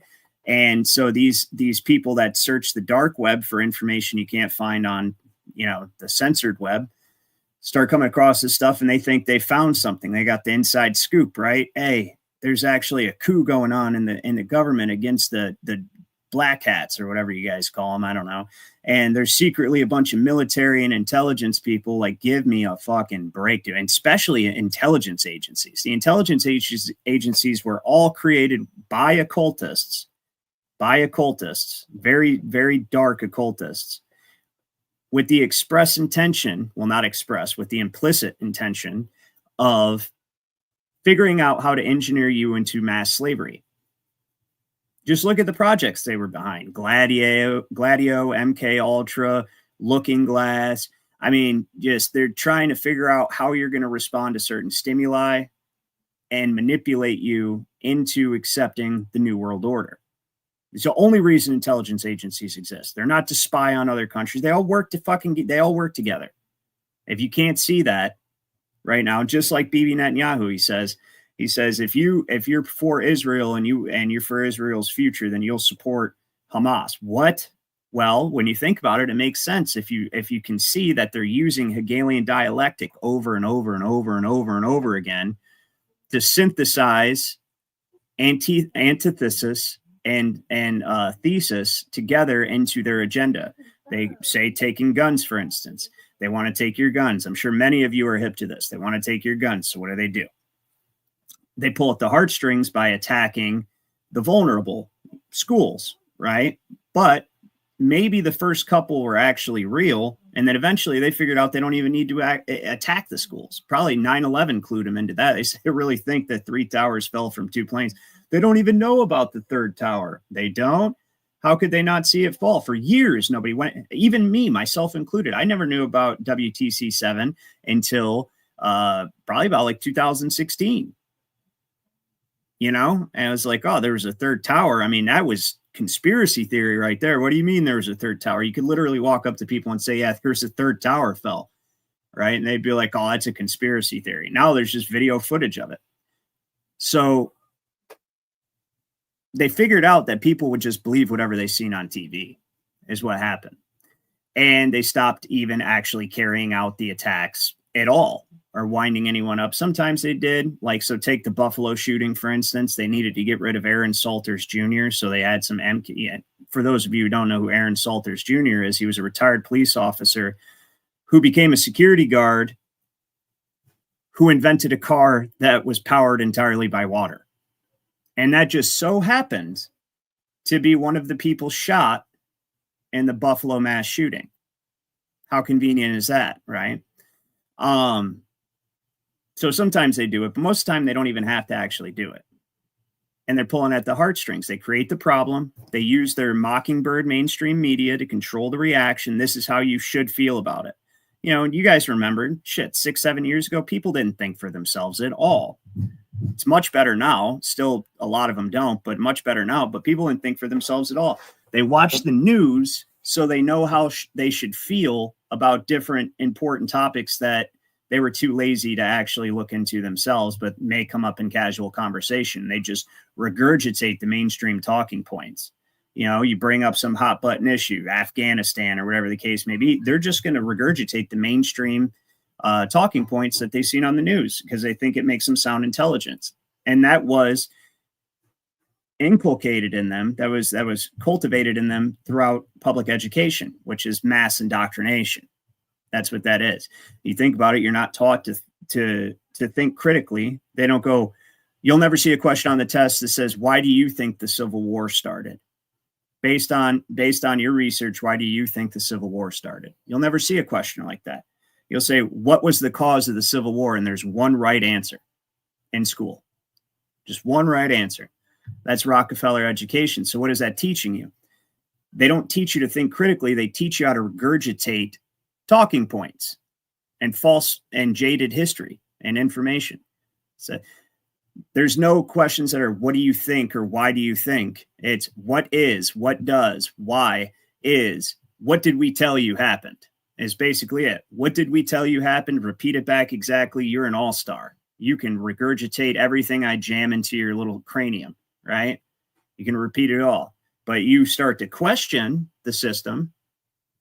You're branded a troublemaker, a rebel, right? You're failing, right? You don't get good grades because they don't like that. They want you to regurgitate. So it's inculcated, and then the media takes over once you become an adult. And the media is going to tell you what the information is. And if you regurgitate anything in society that's contrary to the mainstream narrative, then you're a crazy wacko conspiracy theorist. These people are insidious masters of using Hegelian dialectic and mind control. 100%. So say what says who has ADHD and autism? Me? I hope not. I don't believe in that stuff. I think ADHD is a lack of mental discipline. Now, I meant just ADHD. Autism, I think, is, well, I can't talk about what I think on YouTube, but I'm pretty sure we all know where that comes from and what that is. And it's actually reversible, according to some doctors, scientists. So with, let's just say, heavy metal detox. Seems to improve the symptoms of autism. But ADHD, on the other hand, that's a lack of mental discipline. And I think I know exactly where it comes from. Even before the smartphones, when you started to have a rise in autism, it was directly in proportion to the rise of children raised by televisions. Think about this. You're watching TV as a kid, right? Many of you are old enough to remember before smartphones and all that. I'm sure most of you actually, because I don't think very many young people are interested in this type of information right at the moment, at least not how I present it. So you're watching a program, you've got 10 minutes, and there you go, programming, right? 10 minutes of, one consistent and fluent topic, and then 5-minute blocks in between the 10 minutes of every 30 seconds to a minute and a half, the entire topic of what you're watching changes. Now, this is taking place inside of a developing mind of a child. So it literally, your brain, your entire body and your brain is like an advanced supercomputer, biocomputer, and it's programmable. That's why we're ultimately, our personality is just a collection of routines and habits and beliefs that we've developed as a response to our, the stimuli we experience from different events. Oh, I didn't like that. I want less of that. Develop a belief for it that brings me less of that. Or I loved that. I want more of that. You develop a belief that brings you more of that. That's really all your personality is. So you're literally like a series of programs, right? Stacked on atop one another and within one another. And you're training your brain when you're watching television to not be able to focus on one thing for a prolonged period of time. Now, with the advent of social media and apps like TikTok and Facebook Reels and stuff like that, which, hey, I watch my fair share, so I'm not knocking anybody for it. But when kids are doing this, or even adults, it trains your brain to only be able to focus on something for 30 seconds to a minute, if that, right? The best reels that go viral, from a content creator standpoint, are the small ones. Like if you can keep it around a minute, maybe a minute and a half, many more people are going to watch the entire thing. I can't even imagine how somebody can't watch a 3-minute video, but that's really a thing. It's really a thing. They lose interest before 3 minutes is up. They're just, you know what I mean? And even if they hit the like button, they like it, they just lose interest. And that's because their brains, all of our brains, are being programmed to not be able to focus, to be unfocused, erratic. And that's what ADHD is. Now, the solution to that is actually just taking deep breaths, clearing your mind, and centering yourself. And if you don't know how to clear your mind, practice. Be able to stop your thoughts and focus on what you're doing. You train, it's exercise. You have to counteract and exercise your mind to maintain focus on something. You can do different meditation exercises, and I'm not promoting yoga or none of that stuff that, people say it opens doors, spirits and stuff. But what I am promoting is figuring out how to keep your mind focused through meditation. Focus on a scripture if you're worried about it. You know what I mean? Focus on a scripture. And every time your mind strays away from that scripture, bring it back, start over again. Bring it back, start over again. And take note every single time your mind strays. And it's an important exercise. I'm saying this from experience because it will literally help counteract the mental aberrations that they are inducing in your mind via social media, television, etc., video games, whatever the case may be. So, that's my opinion. I'm sure people will disagree with me. I'm not a medical professional, thankfully, because a lot of them I don't have a very high opinion of. And so I'm not giving medical advice, but that's my opinion. I think ADHD is a lack of mental discipline. That's what I think. So anyway, let's check out a few more of these pages. This is funny. If you're just now tuning in, this guy is bypassing the TikTok censorship under its new small hat overlords by talking about milk and mixing milk with half and half while he's showing these pages that obviously you can see what it says there. This is very, very funny. Information because it's very important to know. And so, you want to get the heavy whipping cream. This will work the same. It's almost like, one of these will almost do 2 whole half gallons as well. It's an antiseptic conspiracy theory that he was shot right in the middle of a massive menorah. Or I don't think, like I told you guys, I don't think anything happened. Like, I think it was a big stage production. I think that Charlie Kirk himself was, or Charlie Kirk was himself a character. And they developed him. They brought him onto the world stage via Fox News. They developed him. And then they made his glorious exit, right? Or whatever you want to call it, big momentous exit that they could use or wanted to use, I think, to paint themselves as victims. It's the only thing that makes sense, because if indeed he really was, this really was a production and he is just a character, like I think, that means all the stuff he was going around and saying was actually, he was put out there to say that stuff about Israel and October 7th and all that stuff. He actually, so the only purpose of that could be to victimize a certain group of people, right? However, it backfired on them. This is my personal opinion. You guys tell me what you think. It backfired on them. And instead of getting sympathy, they're getting called out. And it's not going the way that they thought it was going to go. And this is a big problem. That's what I think. So, well, it depends on how creamy you want it. I do like a full one of these for a whole half gallon, but I'm crazy sometimes. And so anyways, this will do like 2 whole half gallons. So you want to split this in half and add it to your milk. So funny. Okay. Because what these do is there's fats and stuff inside of the half and half that actually preserve what's in the milk. See, and there's another thing. So enter Tucker Carlson into this whole situation, right? Tucker's a CIA agent. He's just part of the manufacturing division. And so while we're on the topic, so is Candace Owens. This is pretty much the same stuff. So we're going to get off this video, but I thought it was funny. But anyway, so is Candace Owens. Candace Owens, 100% controlled opposition, manufacturing division in the social media landscape. This is all MK Ultra 2.0.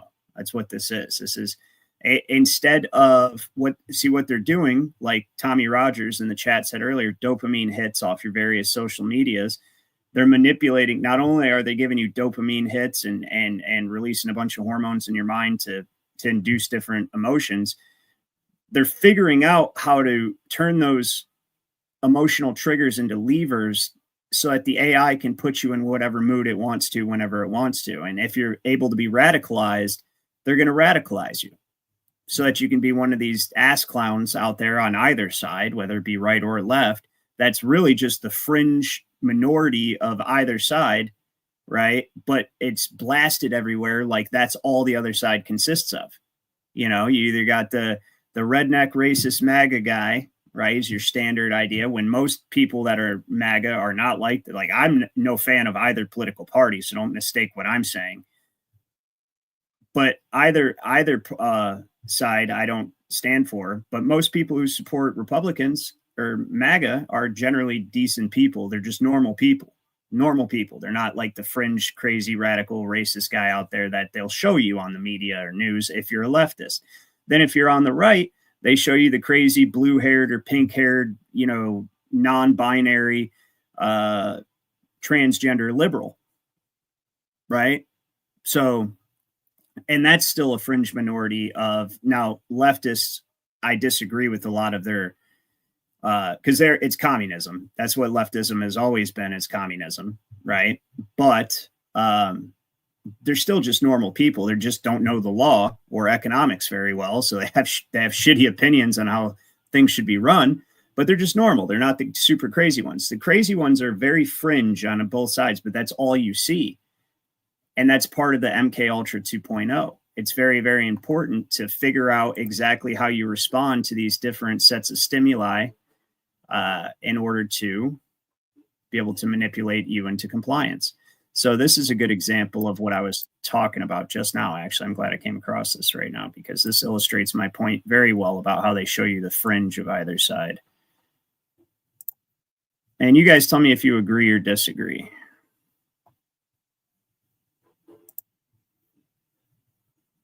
We all have been sold the biggest con of our entire life. And this is that the problem is left versus right, or Republicans versus Democrats. And that is the distraction fireworks show that they want us screaming about while they're doing something else. And this is a magician's trick. And I'm about to really show you what Charlie has kind of exposed here. If you turned on cable news today, you go in your... You guys let me know in the chat, are they censoring even saying his name in any other way than like, acting like it happened? Have you guys know? Because they just bleeped out Charlie's last name. So I thought that was interesting. Let me know. living room, turn it on. Maybe you scroll social media. What are you going to see? The absolute fringe.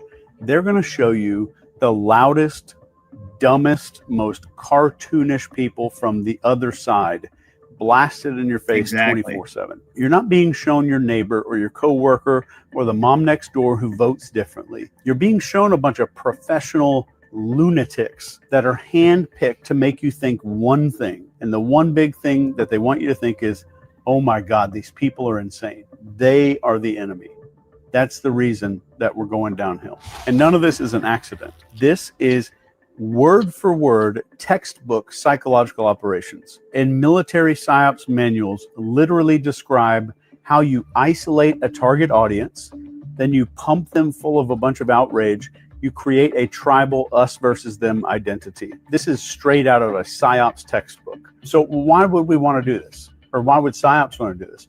Because once you're locked into tribal thinking, you're going to swallow anything. You're going to believe any lie about the other side. You're going to cheer when other people suffer. You'll excuse things that you would never excuse in your own neighborhood if you watched it right in front of you and it was one of your neighbors. This is a... That's actually one of the most important points, what he just said right there. He said, because when you get people into a tribal mentality where it's us versus them, right? The entire intention behind the left-right paradigm. Okay. When you get people into that mindset, they're literally okay with whatever you do to the other side because they're the enemy. Right. And I actually see it all the time. And in the I call it mainstream alternative podcasts, like your Steven Crowder, Benny Johnson, Vince, who took over Dan Bongino's show, all them guys. That's what you see. And I don't think they're doing it intentionally. They're just victim of exactly what this guy's saying, or they could be doing it intentionally. I honestly don't know. I mean, Steven Crowder gives me intelligence guy vibes, like he's an intelligence asset, but either way, he's kind of funny.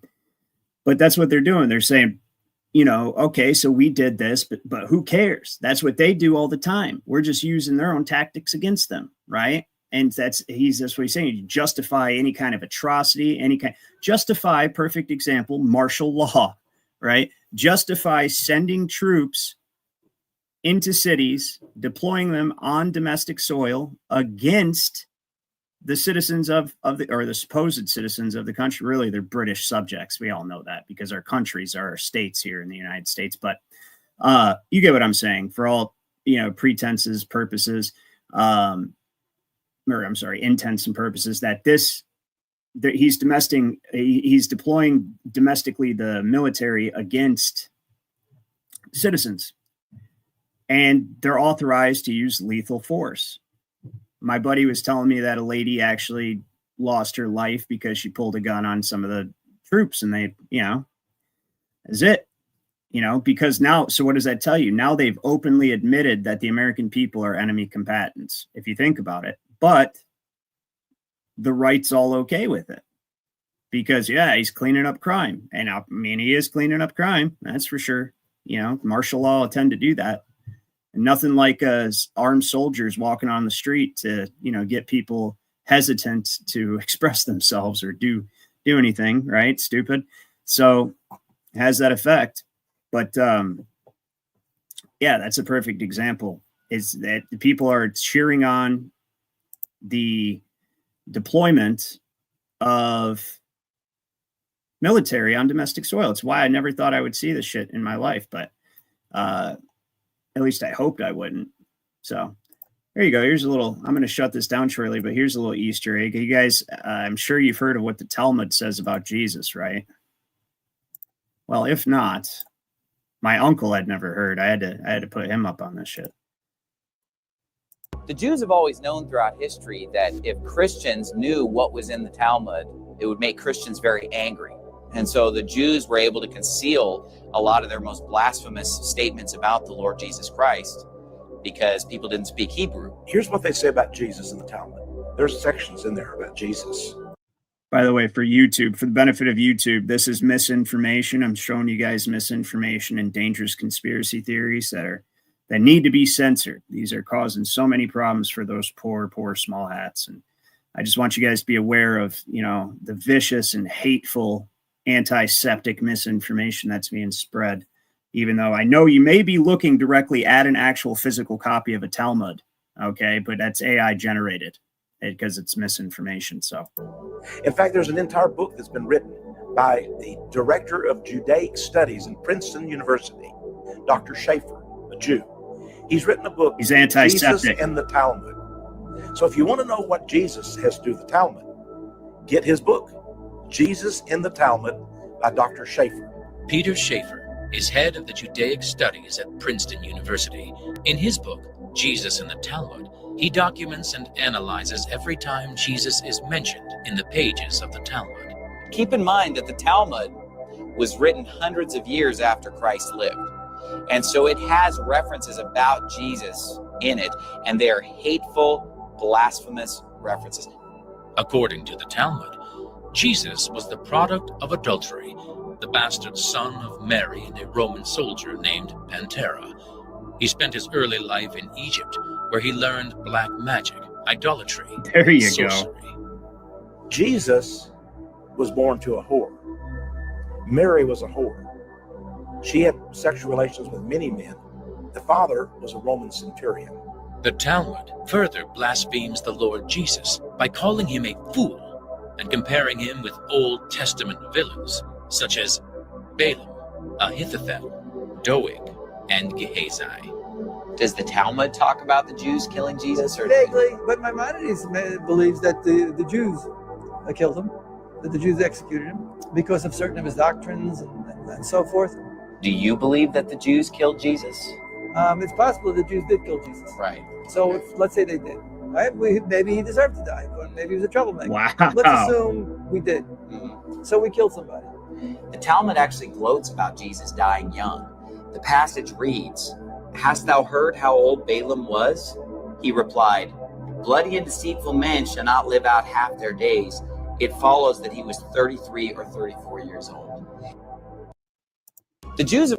Yeah, so I'll post that link in the chat if you guys are interested in analyzing that antiseptic misinformation. See, it's hateful lies, venomous lies like that are causing all this anti-septicism all around the world. It's really a problem. We need to talk to Elon because he's a friend of Israel. So we need to go ahead and get this censored as soon as possible, right? That's pretty interesting. You hear the way the one guy at the end, he's talking about him. He's like, yeah, of course it's possible, because he sounds like a fucking mobster, like a thug, which actually brings up a good point. People are finding out that most of what were supposedly the Italian mob were actually not all the way Italian.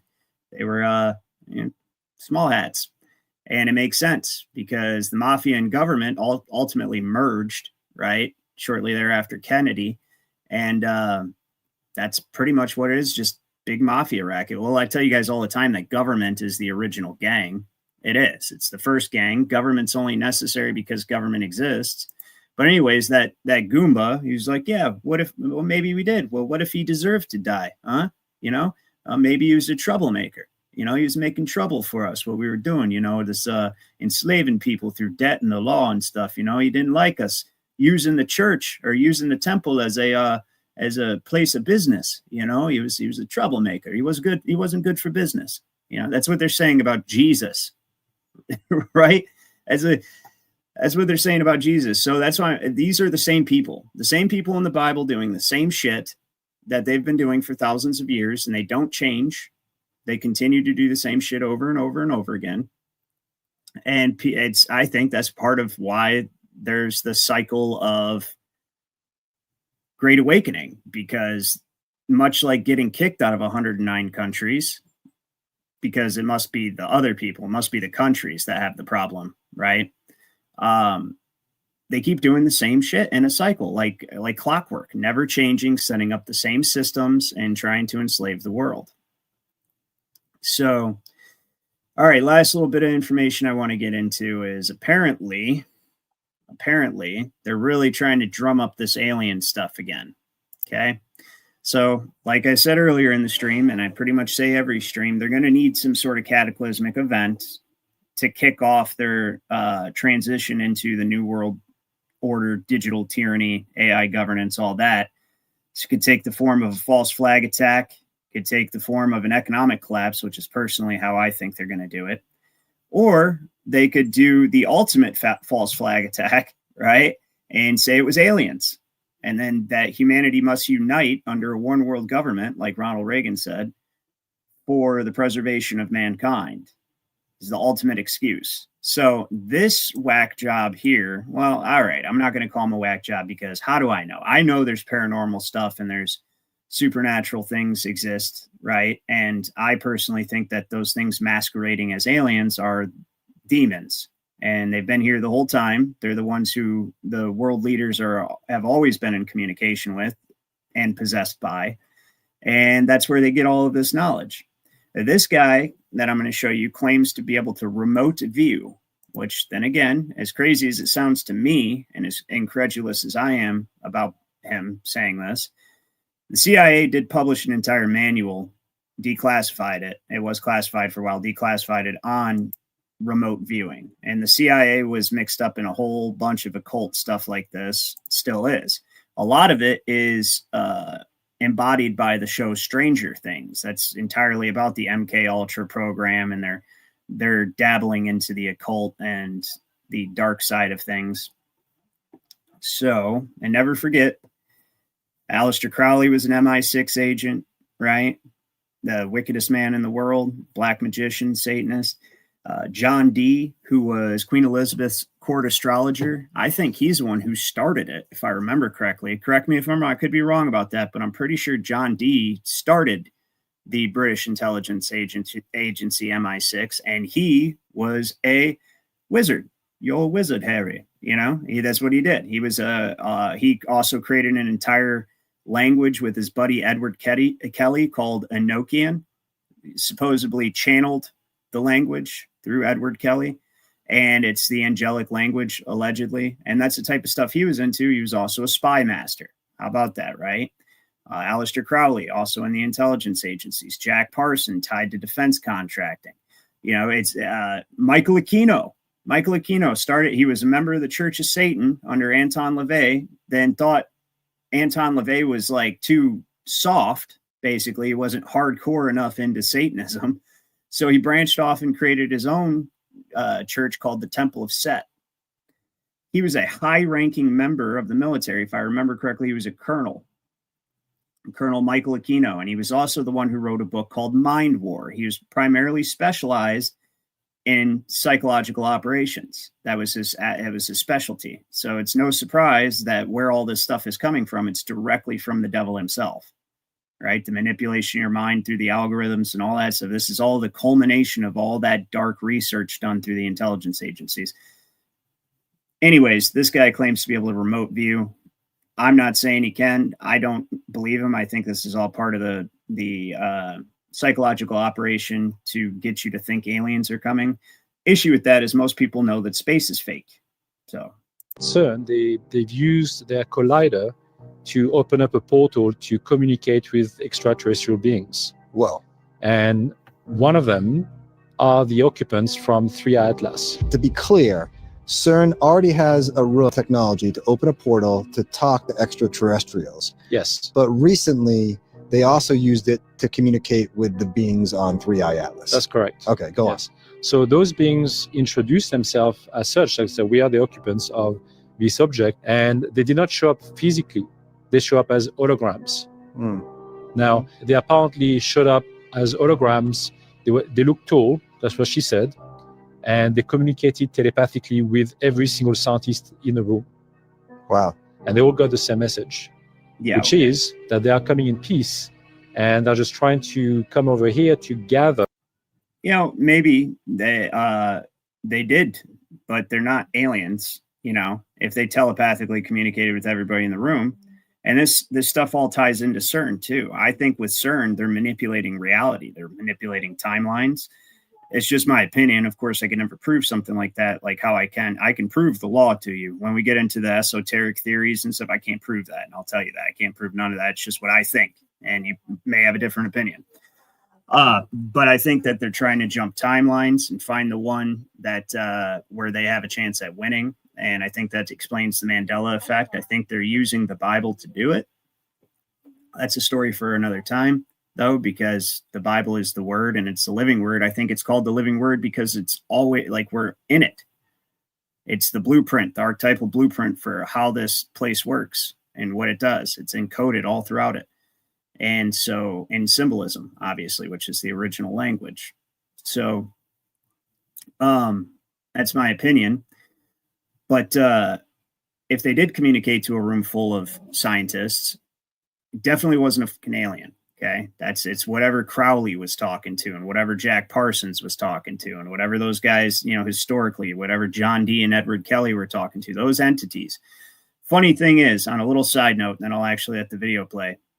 I told you guys I started this stream off telling you that I came across 3 distinct Great Awakenings, right? First, you had the Reformation, the 1500s, okay, or 1400s, or, you know, late 1400s. I forget the exact date, but that's it. Then fast forward a couple hundred years or so to the mid 1600s, and you have another Great Awakening start. And that one actually was the end of the 1600s. So about the 1700s, you had another Great Awakening. Now, this is the one they'll actually, it's pretty easy to research. And this was, you know, Patrick Henry was a part of it. It culminated in the Revolutionary War. The next Great Awakening was in 1835. And that culminated in the Civil War. All of it was accompanied by religious revivals. So in the instance of the one Patrick Henry went through, that led it up to the Revolutionary War, it was all a religious revival. What led him to give the "Give me liberty or give me death" speech was watching a pastor be beat to death for preaching without a license. And it was the same situation, same scenario of where we're at now, with everything being licensed and regulated and all that stuff. So being subjected to maritime admiralty, Roman civil law, on a foreign and unwarrantable jurisdiction. And then the next Great Awakening, we're going through it. And roughly the time periods and the time span between each one is approximately the same. Now, in the one that happened in the 1800s, that's where you got Mormonism. And actually quite a few fringe, well, not even fringe, they're some of the most powerful organizations on earth now. They all happened supposedly through some form of divine revelation. Like Joseph Smith was communicating with an angel called Moroni.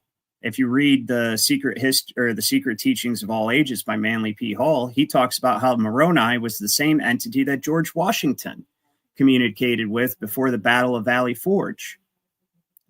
That told him he would be victorious, right? So they're communicating with these entities and then starting entirely. So Joseph Smith, he starts Mormonism, which we all know what Mormonism is objectively at its core. At least I have the opinion. I mean, they got a pentagram right on their main temple in Salt Lake City. So, you know, not a pentacle where the top points up, the top points down, meaning matter dominated by spirit.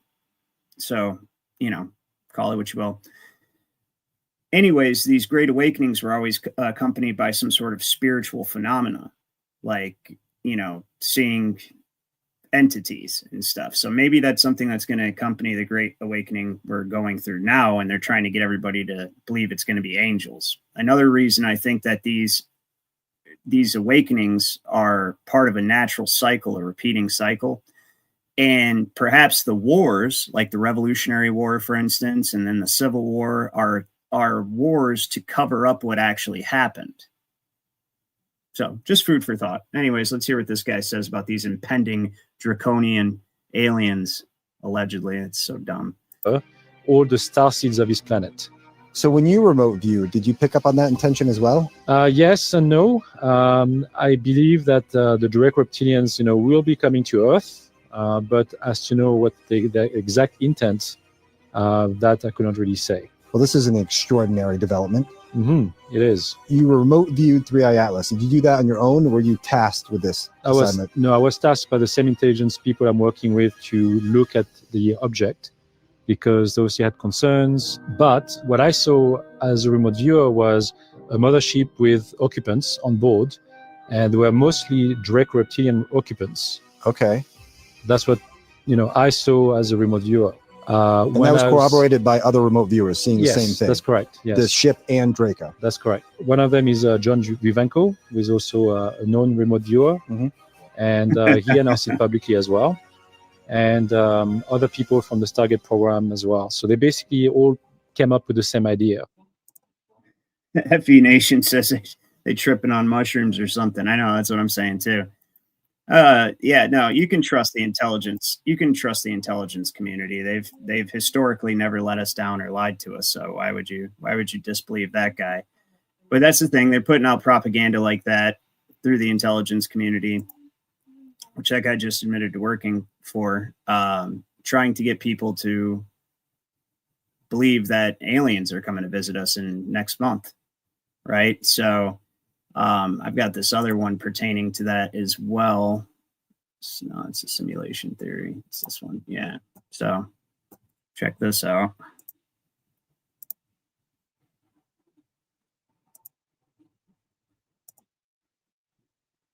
Boom. Let's make sure it's on.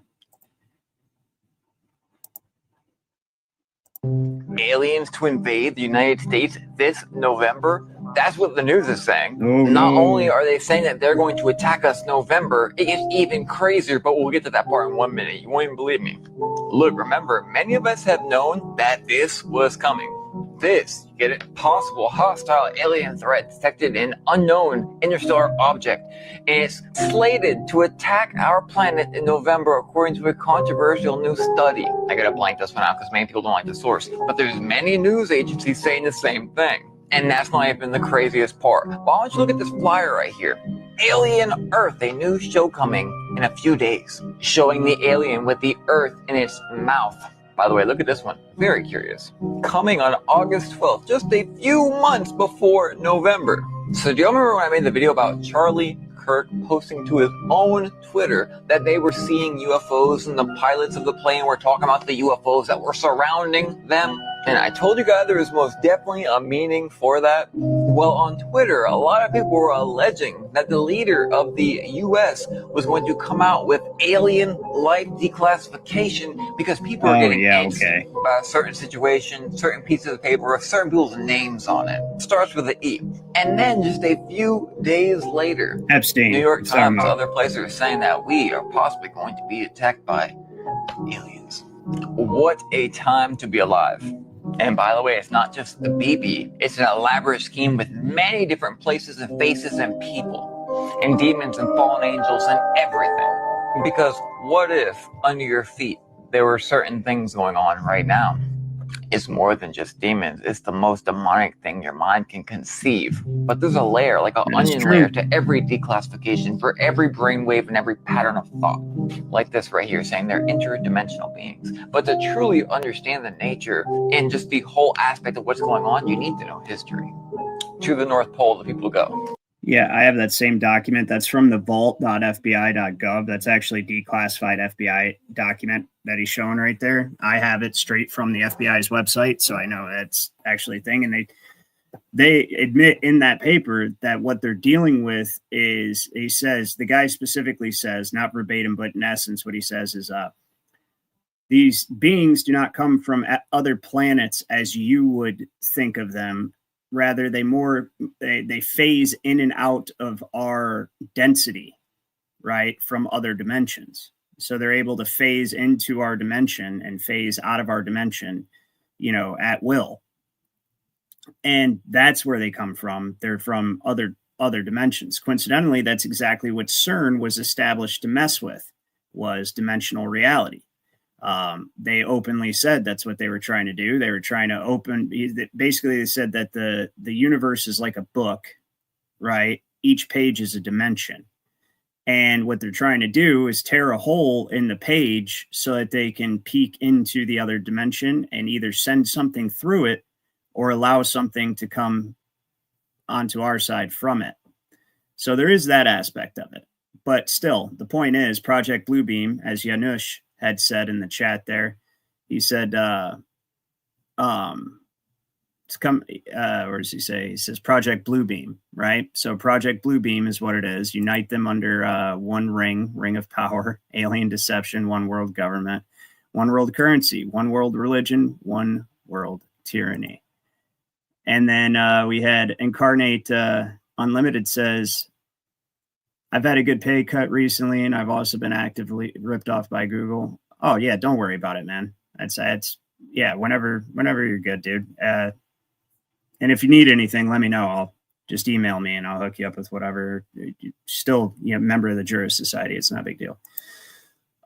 Anyways, so yeah, Project Bluebeam, most definitely, and everybody's hip to that too. So it's like every single psyop that they're trying to plan for. I was a kid, underwear was for married couples. Anyways, everything that they're planning, the people already see through it because the availability of information and the fact that we are in the midst of an awakening. So they can't do the false flag and say it was Iran because everybody's going to know who it was, the small hats, right? They can't do the alien invasion and get people to believe it because not only do most people know about Project Bluebeam, but there's so many people that know that that this is not even actually a globe, that we've been lied to about that.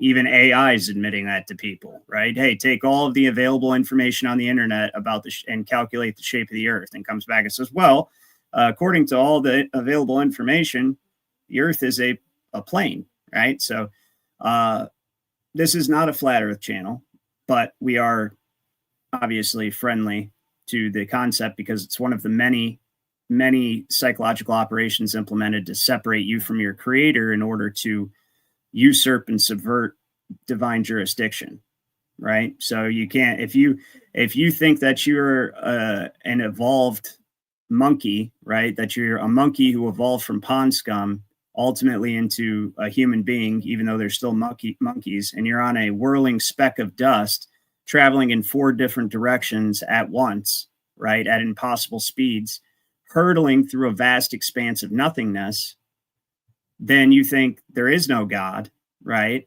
And you think that everything's a random accident, and you think that there's no authority higher than government, that government can make law. Government cannot make law. They have to specifically create and get you to agree to a trust arrangement in order to legislate against your personal rights, your property, and your behavior. Like they have to, because other than that, you're just under the law, and the law is just basically do not harm anyone, do not violate anyone's free will, and honor your word. That's it. That's common law. It's a whole gist of it. And so in order to start regulating your behavior regarding the use of your property or just your behavior in general, don't you smoke that weed, little infant. We have to preserve the property of the estate till the heir comes and claims it. But I am the heir. No, you're not. You're the infant chattel. You're the infant trustee and chattel property of your own estate is what you are. Right. So anyways, most people are awake to the fact that this is not a globe. And so Bluebeam's not going to work. And they're really starting to run out of psyops. They already pretty much used up the whole apocalyptic bioweapon scenario over the last 5 years, because now nobody's going to buy that was an attack or is actually a natural thing. They're going to be like, okay, you made this and you unleashed it, and we know it was you. So every single thing that they could think of doing right now, that at least that I could think that they would think of doing, people are going to see immediately through it with no problem. So that is the issue that they're having at the moment.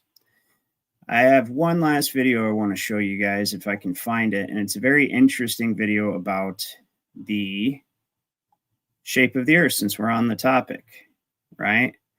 And, actually, before we get into that, breaking, around 200 U.S. troops set to be deployed to Gaza to enforce the ceasefire. How long until the false flag attack on Americans commences? See, that's the type of shit people are posting. Exactly. They're like, yeah, we know who it's going to be. There's no secret here, or there's no mystery there. It's obviously going to be you, small hat fuckers. So hold on, I'm trying to find this video real quick. It's very, very cool. It's basically like how long ago did I save the sucker? It's basically how they say that on the moon's like a reflection of the earth. And I tend to agree with that because there's something called the black sun that the Thule Society, and this all goes into occultism as well. Like the Thule Society during Nazi Germany, they worship the black sun. The black swastika is supposed to represent the inverted sun or the black sun, and the black sun supposedly underneath the North Pole. See, it sounds crazy. You'll just have to see what I'm saying because the actual model of it makes a lot of sense. Yeah, here it is. I found it. All right, cool. Makes a lot of sense. But it's just my opinion. Something you could never really actually definitively prove. One, because we're not allowed to even have access to what we would need to prove anything. So, like, you can't just go to Antarctica or anything. Even though people who were part of the final experiment would say, well, yeah, you can. No, you can't. And them fuckers probably didn't go anyway. So, were never meant to see. Most people think the sun is a burning ball in space. But what if I told you it's not real?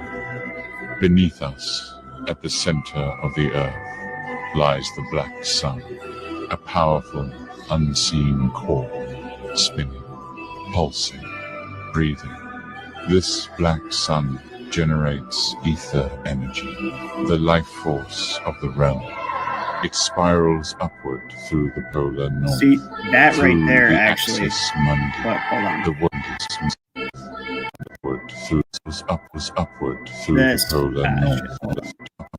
Try to It get spirals up. there to pause it. So this right here, this model makes sense because this would be the macro of the micro. This would be the polarities, right? The knowledge of good and evil, right? Also, it's a torus. It forms a toroidal electromagnetic field, right? Of which the sun and the moon are the two poles of that field also. So this, in essence, I think is also sound. It aligns with ancient understandings of the earth. So I'll explain.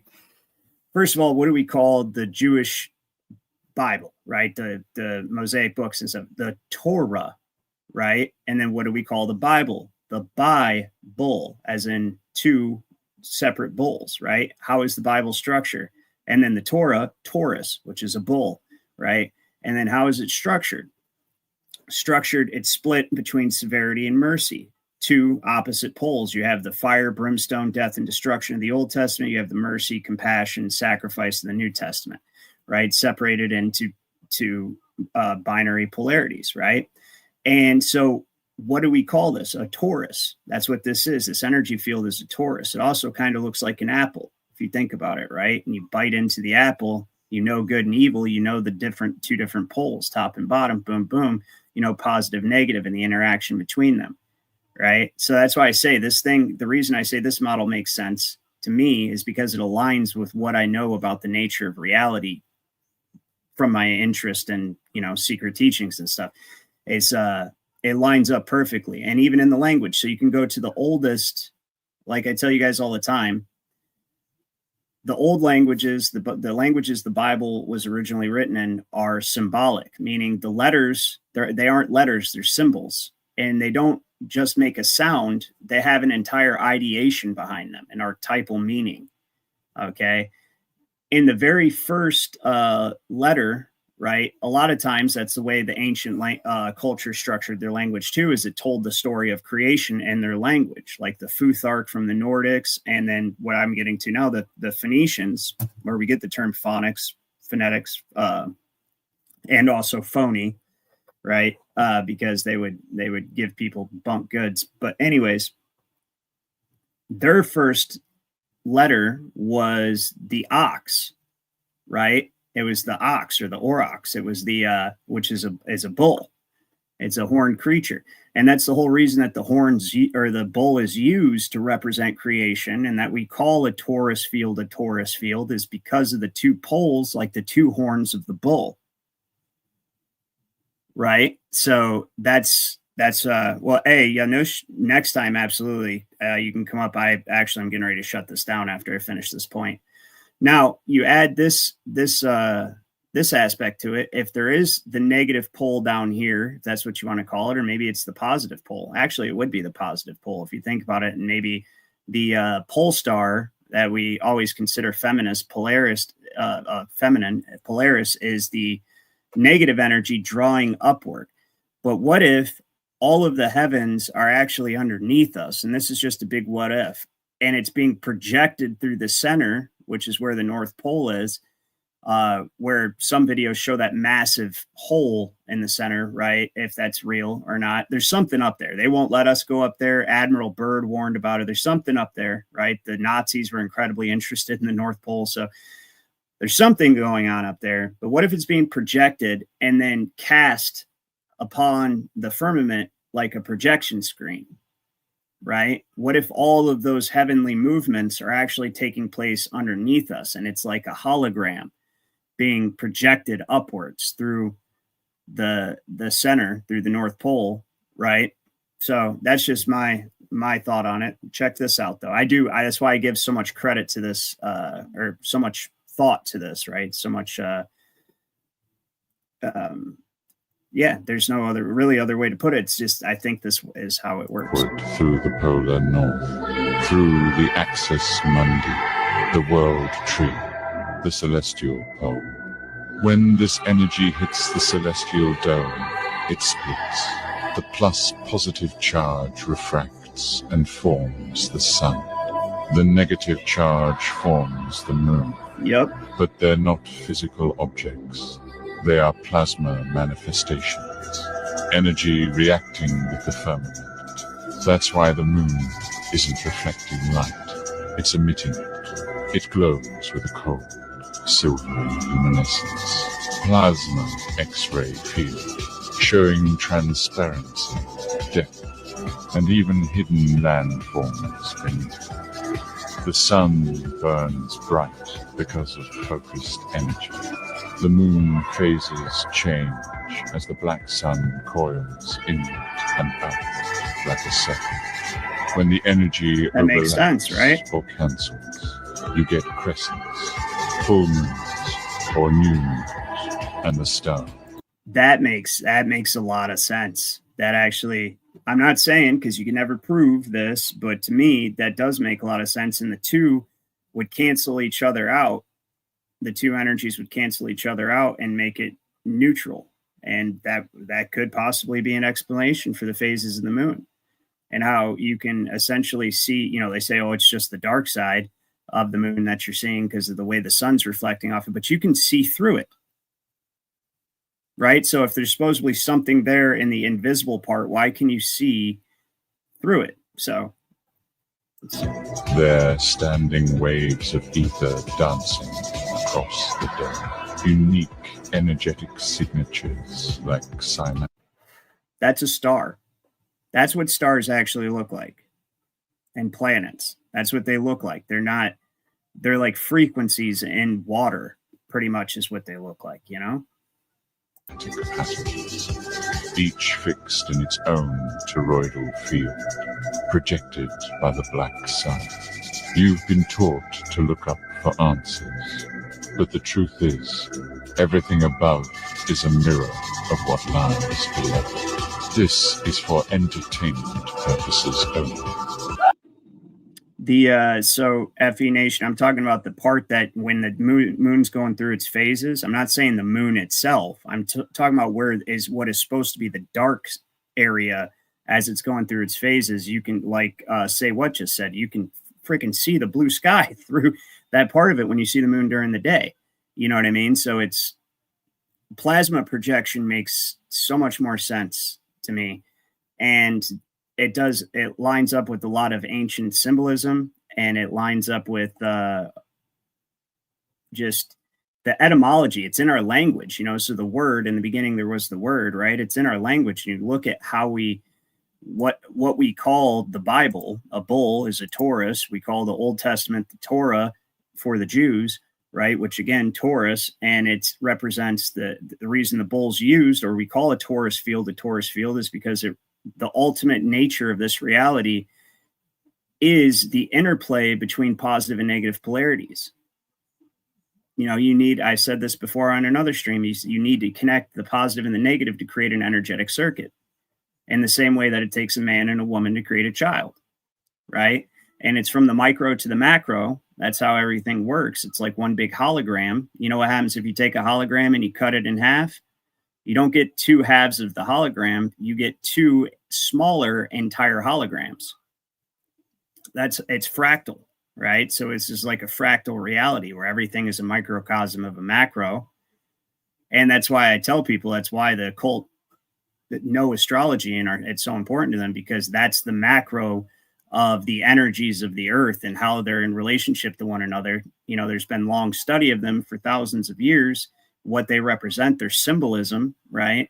And what it means when they're in certain relationships with one another, and how it affects, how it manifests, because it doesn't affect, it manifests here on earth, right? I almost wonder if the Elohim aren't the planets, and if creation isn't just the combination of their combined frequencies manifesting in this realm as creation, you know. But how could you ever prove that either? Just it's a feeling I have, you know. It's how I think it works. It's what I think creation is, and there's a lot of evidence to support it. But especially just thought exercises you can do logically to say, okay, well, if we take this archetypal principle of it's the interplay between positive and negative,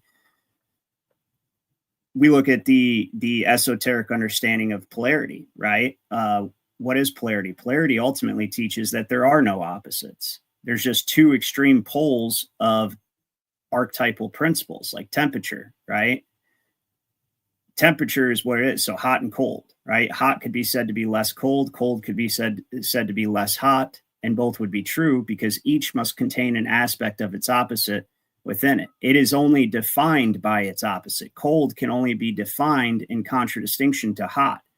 So that means that the separation between the two of them, looking at them as if they're different, like if they're something, you know, entirely different from each other, and not just two extreme ends of temperature, right? It's the yin yang, how the black, you know, the yin has a portion of the yang in it, and the yang must have a portion of the yin in it, because something is only defined by its opposite of what it's not, right? What it is, what it's not. So you learn that there are no opposites.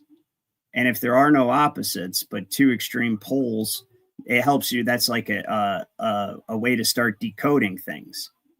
You know what I mean? Especially if you're doing internal work, like on your emotions, you can go, okay, well, that means when I experience, what's the opposite of fear? All negative emotions come from fear, right? So now you can use that principle and say, what's the opposite of fear? Well, some would say love, right? Or some would say courage, but I say faith, because faith is the only thing that overcomes fear, right? And faith is the only thing that allows you to let go. Because when you act in a negative way and present negative emotions, it's usually because you're afraid of losing something that you have, or not getting something that you want. You're afraid of the future. You're afraid of what might happen, right? Or you're afraid of what people might think. It's always fear. And so if you have faith and you know that everything happens for a reason, that a divine plan is unfolding every second of every day, and that you're part of it, right? That you didn't write the script, you're just playing in the movie, you know what I mean?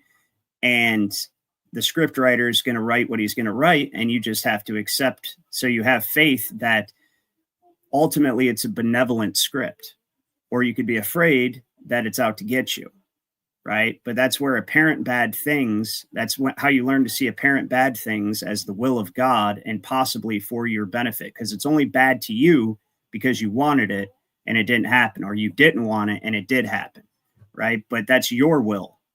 You have to let go of your will when it comes to the divine order of things. And that's the only way to conquer fear and negative emotions like anger and sadness, jealousy. Right. Is by conquering that. And you do that by understanding the esoteric principle of opposites, of polarities, right? So everything must exist in relationship to. So you can take that actually, and you can take the manifestation of creation. At the beginning, it must have manifested into poles, positive and negative, right? So the one became two, and the two came back together and created the third, which is the Son. That's the Trinity, right? The one unknowable is never really considered. It's the zero, right? Because it's just impossible that we could ever conceive of it. But what we can conceive of is the polarities, and that's what Genesis tells you right from the beginning. In the beginning, God created the heaven and the earth. Boom, that's it. That's the whole story, the entire Bible in one sentence. Then it says, and the earth was without form and void, and darkness was upon the face of the deep. Bam, there's darkness. And the Spirit of God moved upon the face of the waters, and God said, let there be light. Boom, there's light. Now, that wasn't daylight. It's just light. Light and darkness were made, the two polarities, boom. And then everything else was made from there, right? The union of the two. And God said, let there be light, boom. So it's the Son. I'll give you an example, another example of that, actually, how that Trinity works, right? You got in the masculine and feminine polarities, okay? Thought is considered masculine because it impregnates voice to form the word. So the thought would be the Father, the voice, which without thought is without form, right? And unintelligible. But once you unite the feminine voice, like receiving is what I mean by feminine, the passive polarity, the receiving polarity, with the masculine thought, then you get the Son, which is the word.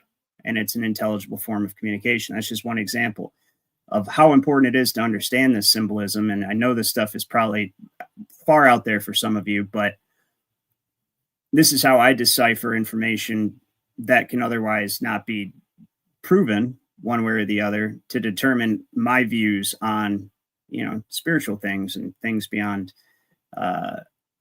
mortal understanding, I guess would be the best way to put that. So yeah, I think that model I showed you guys is the way that it works. Just my opinion though. And one last little thing is it applies to law, because that's what this channel is about, is the law primarily most of the time, and the New World Order agenda that they're trying to implement. The creation of the central banking system and the implementation of this massive world trust system is done by a knowledge of good and evil. And what I mean by good and evil is the knowledge of the polarities. They know the Bible better than Christians do, these Satanists, right? The ones at the top, like the Rothschilds, they know it better. They know Genesis better than most Christians. And because they understand encoded in it is that knowledge of the polarities. You had the light and the darkness, right? The darkness and the light. Then after that, God creates night and day and then puts lights in the sky, right? Puts lights to govern over the night and govern over the day. Well, it's masculine, feminine, right? The sun is masculine, the moon is feminine. Those are your polarities. Then you have the creation of Adam and Eve, right? There's your polarities again. Then they're warned not to eat of the tree of knowledge of good and evil, right? Well, what is that? So God says, I am that I am. He created Adam, right? So God and good are synonymous terms, okay? That's why people say God is good, but it is. Like, so good speed and Godspeed are basically saying the same thing. And then you've got, so good and evil, Adam and Eve, right? And it's not saying women are evil, so bear with me, because don't misunderstand what I'm saying. It means the receptive, drawing in, attractive force. That's why darkness is tempting, right? It's because the nature of that polarity is to draw in, to receive, right? To be fertilized. Absolutely. So Adam and Eve, good and evil. You see what I mean? And light and darkness. And that's what's encoded in these small hats that run the world. They're very adept at now the manipulation of it. Okay. The manipulation of it is called Kabbalah.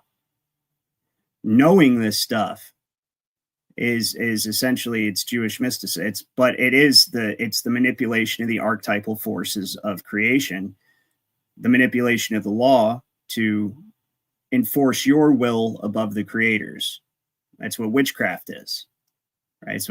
So anyway, that's enough esoteric stuff. I just thought I'd get into that and share that with you guys. You might find it interesting. I am going to wrap this up. We've been going for about 2.5 hours. As always, I appreciate everyone in the chat, Facebook, Rumble, YouTube. You guys kick ass. Stay smart, stay free. And I will do a public stream sometime this weekend as well. And we'll see what else develops over the next couple days, right? Anyways, you guys have an excellent evening. Do not accept the digital ID. And yeah, just stay positive about what's happening because people are waking up. So I know I covered a lot of dark, negative stuff, but at the end of this, it's good. They're panicking because everyone sees them. Everyone sees what's going on, and that's heartening. That's a very positive and just blessed thing to be happening. You know, how the consciousness of people, the frequency is speeding up, and they're just somehow, you know, and just by the very act of knowing, you contribute to the field of the quantum field of human consciousness, and it makes it easier for other people to wake up. It's like the 100th monkey effect. So stay positive. Things are going to be maybe a little bit shaky, but they're going to be all right. Okay. You guys have an excellent evening, and I will see you guys sometime this weekend.